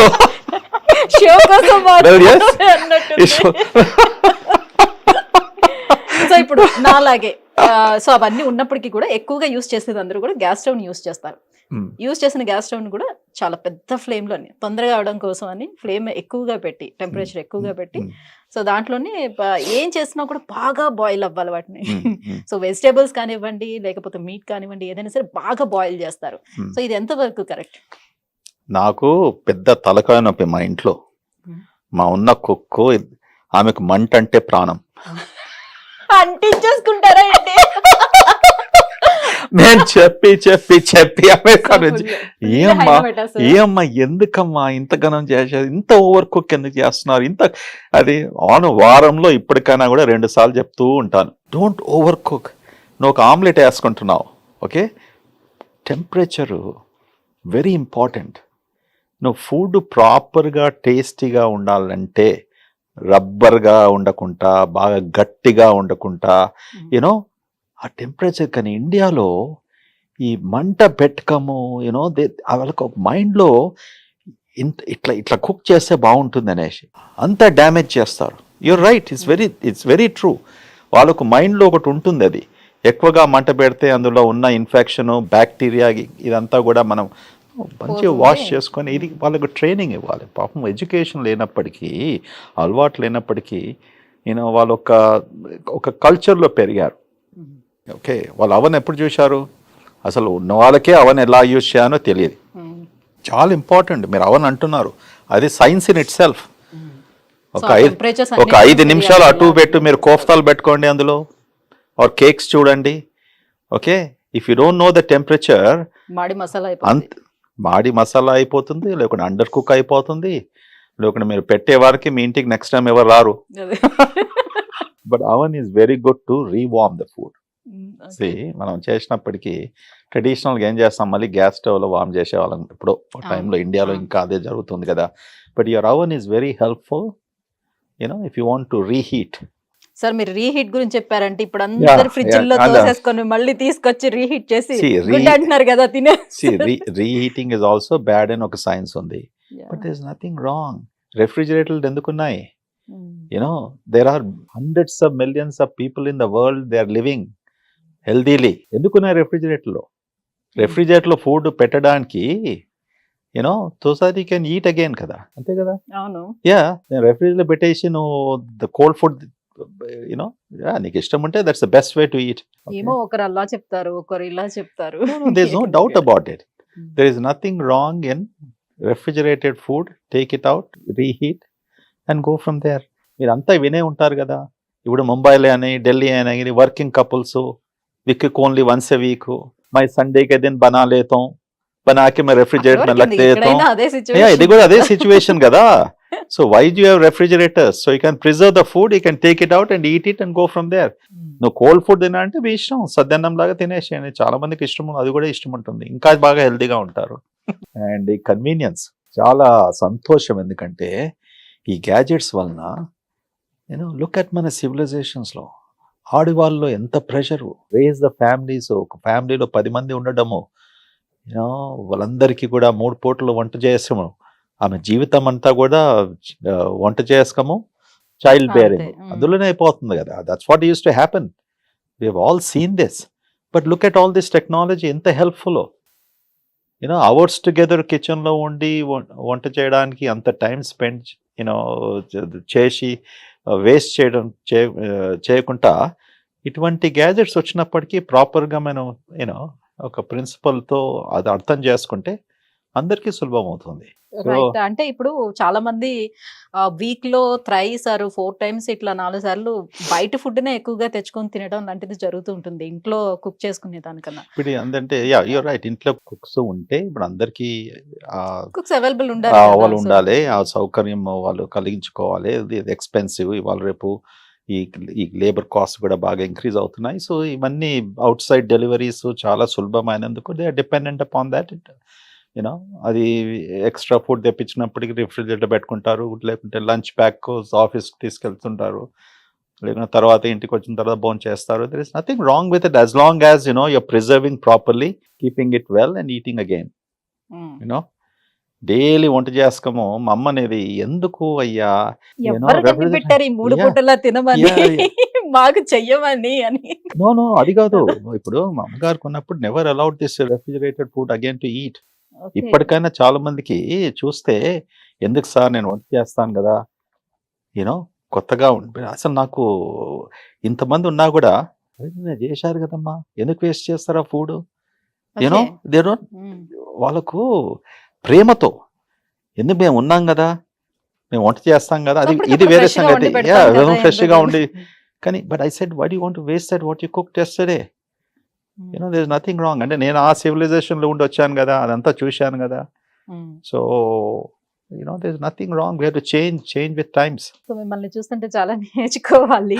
సో చాలా మైండ్ సెట్ అనేది బాగా మారిపోయింది అనమాట.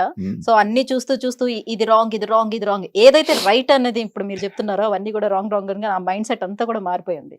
సో ఇప్పుడు ఇది చూసిన తర్వాత, ఈ పోడ్కాస్ట్ చూసిన తర్వాత మళ్ళీ మనమే కరెక్ట్ అప్పుడు అని అనుకుంటారు. కొత్తగా వచ్చిందే నిజం అనేసి మనం ఎప్పుడు కూడా అనుకోకూడదు. ఓకే, కొత్తగా వచ్చినప్పటికీ మనం జాగ్రత్తగా అది అనలైజ్ చేసి ఇది నిజమా కాదా అనేసి మనం ఎవరితో మాట్లాడి తెలుసుకోవాలి, లేకుంటే మీరు సొంతగా అబ్జర్వ్ చేసుకోవాలి అండ్ ఒక అభిప్రాయానికి రావాలి. సో కామన్ సెన్స్ ఇదంతా కూడా కేవలం ఇవాళ ఎవరో చెప్తున్నారు ఇది బాగుంటుంది, అది బాగుంటుంది, టీవీలో చూశారు, పేపర్లో చదివారు, మ్యాగజైన్స్ చదివారు, ఇది తీసుకుంటే బాగుంటుంది, అప్పుడు చెప్పాను కదా, ఏమన్నాను కదా, ఇన్ఫర్మేషన్ దిస్ థింగ్ అనేసి, డైజెషన్ ఇస్ అ ప్రాబ్లం అనేసి. సో దాని కొరకు నేను ప్రోబయాటిక్ కనిపెట్టానని నాకు చాలా ఇష్టం ఉంది. చేసినప్పటికీ నేను పార్ట్నర్ గా తీసుకుంటాను. సార్ ట్రావెలింగ్ చేసే వాళ్ళు ఉంటారు సార్, ఒక ఊరు నుంచి ఒకరికి అలా ట్రావెలింగ్ చేస్తూ ఉంటారు కదా కంటిన్యూస్ గా. సో ఇక్కడ ఒక ఫుడ్ తింటారు, నెక్స్ట్ ఇంకో దగ్గరికి వెళ్ళేటప్పుడు ఇంకో ఫుడ్, అలా మారుస్తూ ఉంటారు కదా. సో వాళ్ళకి ఏమైనా ఇష్యూస్ క్రియేట్ అవుతాయా గట్ మీద అలా? సో ట్రావెలింగ్ చేసినప్పుడు చాలా మంది మేము పేషెంట్స్ చూస్తుంటాం.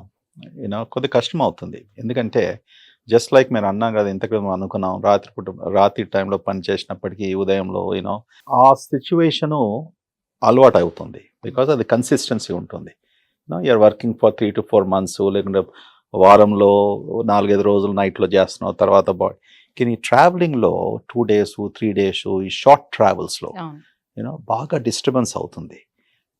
మీరు ఎక్కడ భోజనం చేస్తున్నారు, టైమ్లీ మీల్స్ లేకపోవడము, ఓకే, ఎస్పెషల్లీ మీకు డయాబెటీస్ ఇటువంటి ప్రాబ్లమ్స్ ఉన్నప్పటికీ.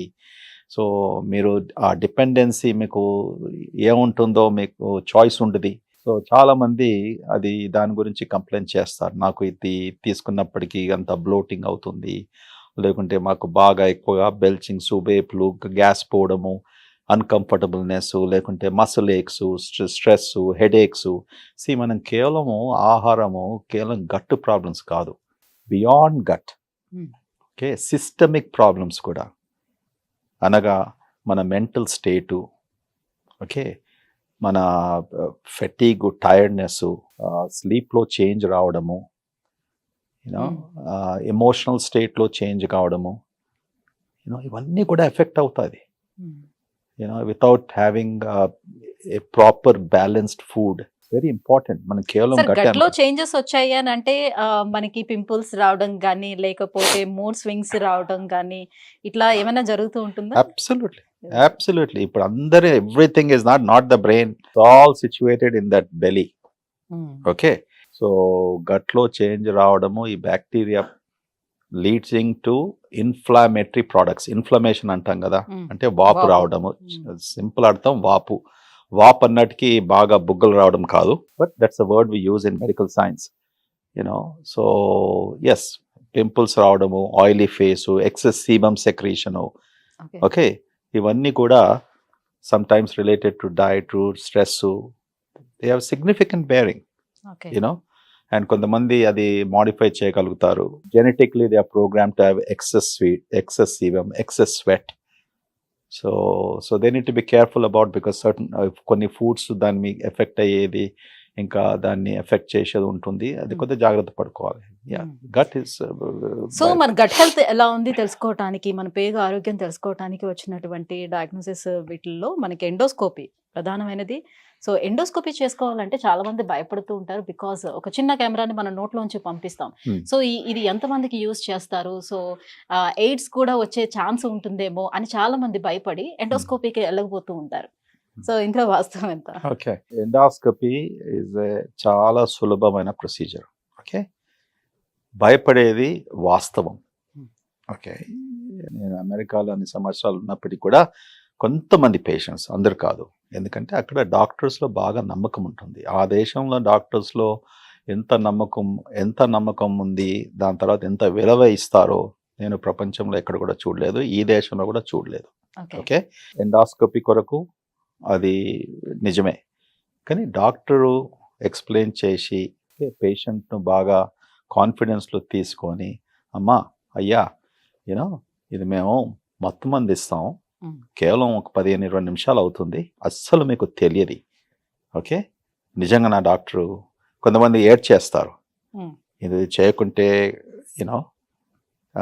బాగుంటుంది కదా అనేసి, చేయకుంటే బాగుంటుంది అనేసి, నువ్వు ఒక సూపర్ స్పెషలిస్ట్ దగ్గరికి వచ్చావు, నీకు ఇన్ని రోజుల నుంచి ఈ ప్రాబ్లం అంటున్నావు, ఓకే, నాకు ఇది కనుక్కోవాలి, నీ కడుపులో అల్సర్ ఉందా, లేకుంటే బ్యాక్టీరియా ద్వారా వచ్చే వాపు ఉందా, గ్యాస్ట్రైటిస్ అనేసి, లేకుంటే క్యాన్సర్ కూడా 60 ఏళ్ళ పని వచ్చేసి నాకు వెయిట్ తగ్గిపోతుంది, ఆకలి లేనప్పటికీ మనం స్టమక్ క్యాన్సర్ గురించి ఆలోచిస్తాం.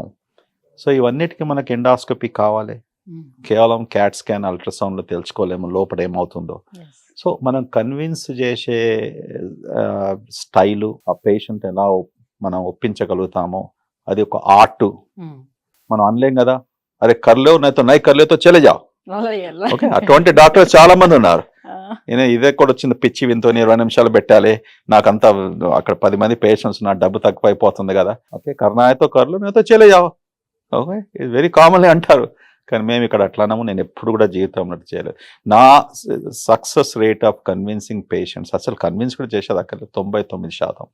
ఒకసారి అంటే డాక్టర్లో కూడా వాళ్ళకు ట్రస్ట్ ఉండాలి, కానీ మనం సింపుల్ 1 minute 2 minutes అవుతుంది, ఇది మీద మత్తు మంది చేస్తాం, మళ్ళీ 20 నిమిషాల్లో మీరు బయటకు వచ్చిన తర్వాత మత్తు మందు కంప్లీట్లీ వెళ్ళిపోతుంది. అంటే ముందు ఇచ్చే మత్తు మందు ఎండాస్కోపీ కొరకు 70s 80s 90s 2000లో అప్పుడు మేము ఇచ్చేది వాల్యము, వర్సెడు, ఇవి కొద్దిగా లాంగ్ స్టాండింగ్ అవుతాయి. అంటే ప్రొసీజర్ అయిపోయిన తర్వాత కూడా మేల్క కొద్దిగా లేట్గా రావడము, తర్వాత మెడికేషన్ సిస్టంలో ఉంటుంది. సో దినమంతా కూడా టైర్డ్ కావడము, కొంతమందికి వామిటింగ్ సెన్సేషను. ఇప్పుడు ఇచ్చే మొత్తం అనెస్థెటిక్స్ షార్ట్ యాక్టింగ్ అంటాం, అంటే కేవలం 15-20 minutes వరకే ఉంటుంది, ఇమీడియట్లీ వాష్ అవుట్ అయిపోతుంది. సో ఎందుకొరకు దాని సైడ్ ఎఫెక్ట్స్ ఉంటాయి, చాలా సులభం. ప్రాపర్గా అడ్వైస్ చేసినప్పటికీ ఇప్పుడు కోలన్ క్యాన్సర్ స్క్రీనింగ్ అనేసి 45 సంవత్సరాలు వచ్చినప్పటికీ చేసుకోవాలనేసి మొత్తం ప్రపంచం అంతా కూడా రికమెండేషన్ అది. అది నేను ఇండియాలో కూడా ఇప్పుడు చేస్తున్నారు. నేను హైదరాబాద్లో మొదటిసారిగా చాలా సిస్టమేటిక్గా మా హాస్పిటల్లో కాంటినెంటల్స్లో అది మేము ఎస్టాబ్లిష్ చేసాం. దాంతో 3500 పేషెంట్స్ స్టడీ చేసి కూడా ఇప్పుడు పబ్లిష్ చేస్తున్నాం. ఓకే, ఎంతమందికి ఈ వయసులో అంటే క్యాన్సర్ కంటే ముందు గడ్డలు పుడతాయి పెద్ద పేగులో. ఓకే, 45 సంవత్సరాలు కట్ ఆఫ్ ఎందుకు తీసుకున్నాము? ఈ వయసు నుంచి ఇవి గడ్డలు పుట్టి 10-15 సంవత్సరాల్లో క్యాన్సర్లో మారుతుంది.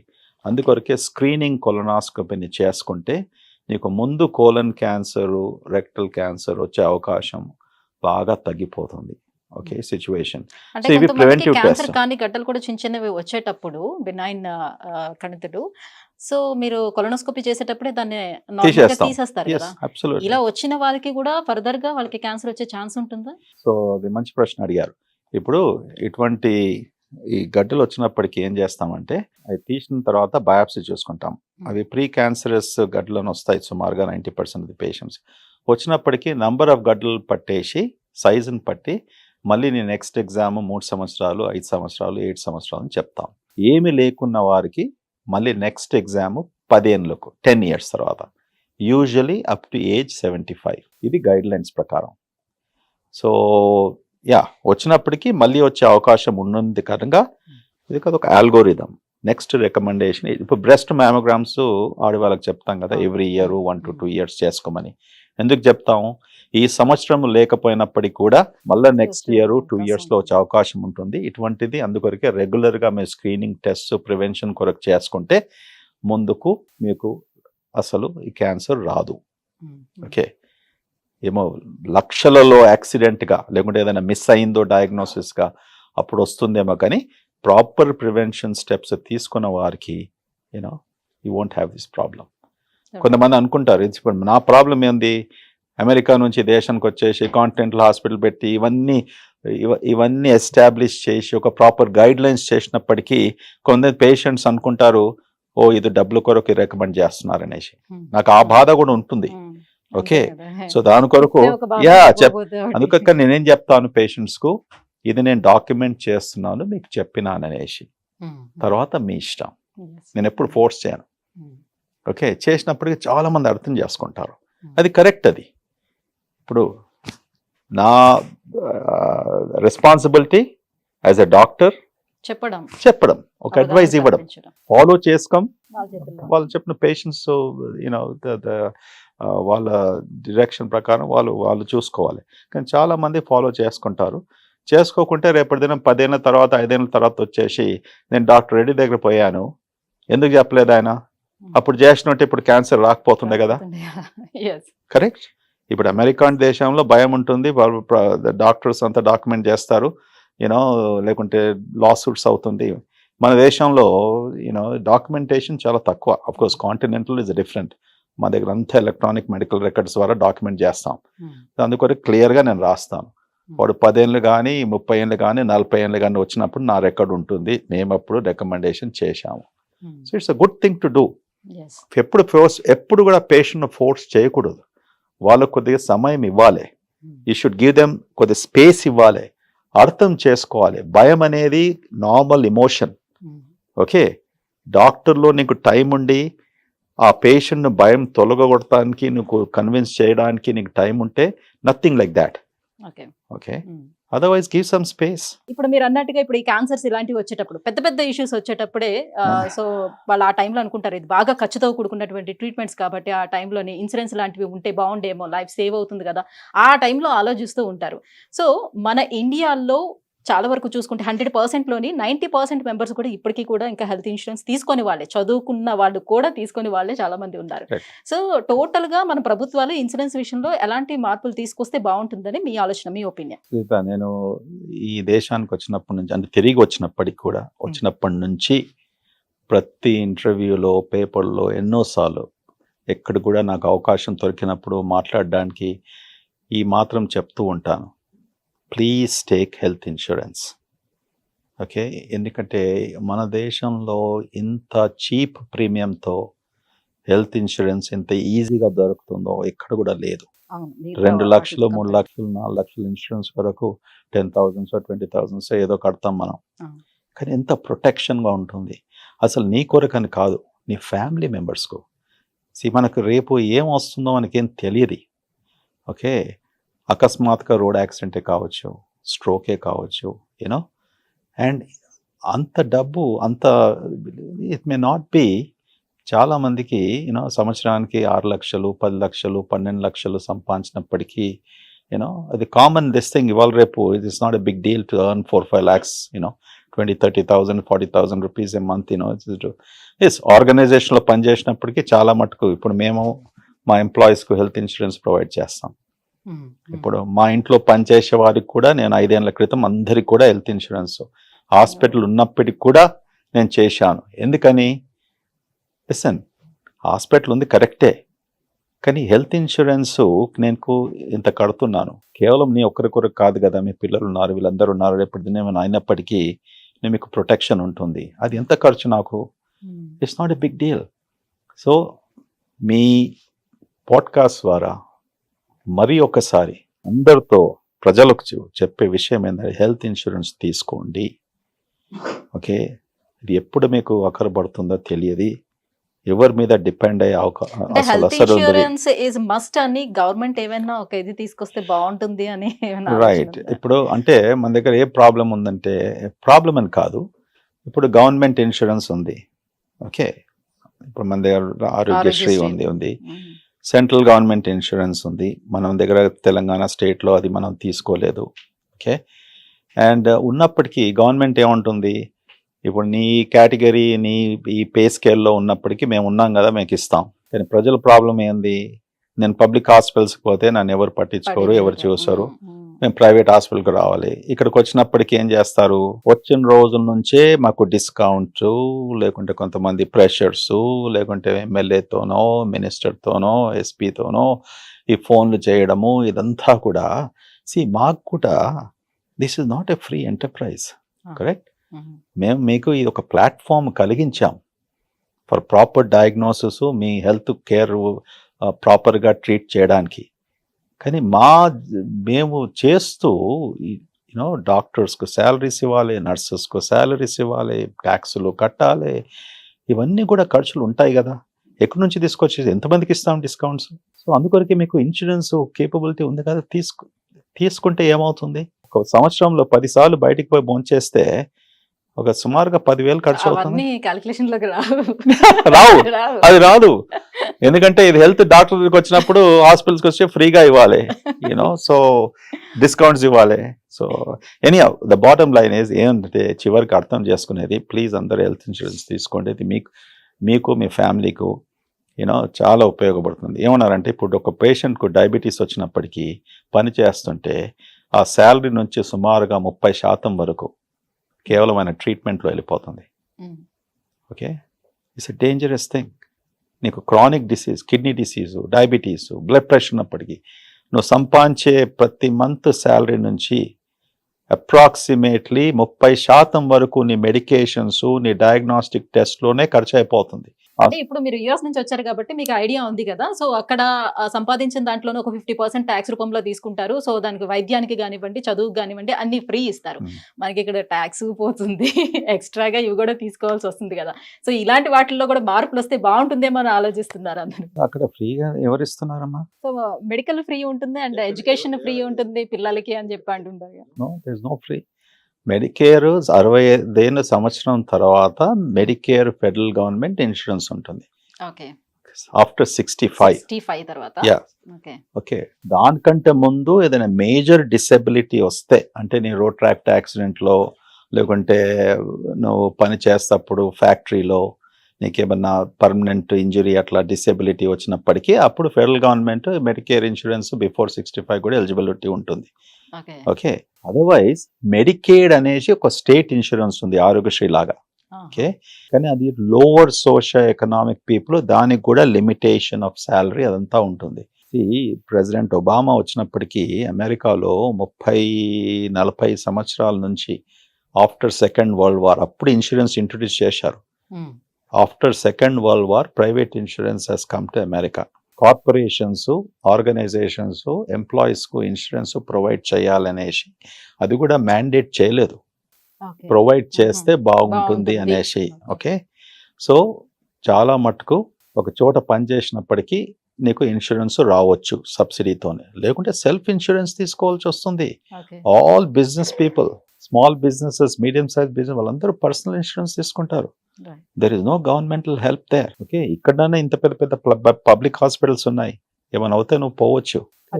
లేదా ఫ్రీ అనేది లేదు, free is based upon your age and for certain things and what not. Yeah, ట్యాక్స్లు కరెక్టే, tax you have to pay. ఇంత పెద్ద దేశంలో ఓన్లీ 3% to 4% ట్యాక్స్లు పే చేస్తున్నారంటే నాకు ఆశ్చర్యం అవుతుంది. So if everybody pays the taxes properly, okay, a part of the money goes to health care. ఇప్పుడు అమెరికాలో కూడా అంత డబ్బు ఎక్కడికి ఖర్చు పెడుతున్నారు, 20% is they are spending on health care అంటే ట్యాక్సెస్ పే చేస్తేనే కదా. ఇక్కడ కూడా అందరు ట్యాక్స్లు పే చేస్తే we can spend on health care, make it free మీరు అన్నట్టు. Okay, alright. Thank you sir, thank you so much. చాలా టైంని స్పెండ్ చేశారు మా కోసం. Thank you so much. So podcast చేస్తున్నంతసేపు కూడా నేను చాలా ఎంజాయ్ చేశాను. ఇప్పుడు నేను ఇంటికి వెళ్ళి చూడాలి, అవన్లో ఉందా ఫుడ్, ఫ్రిడ్జ్లో ఉందా, లేకుంటే కొత్త చేసుకుంటాను.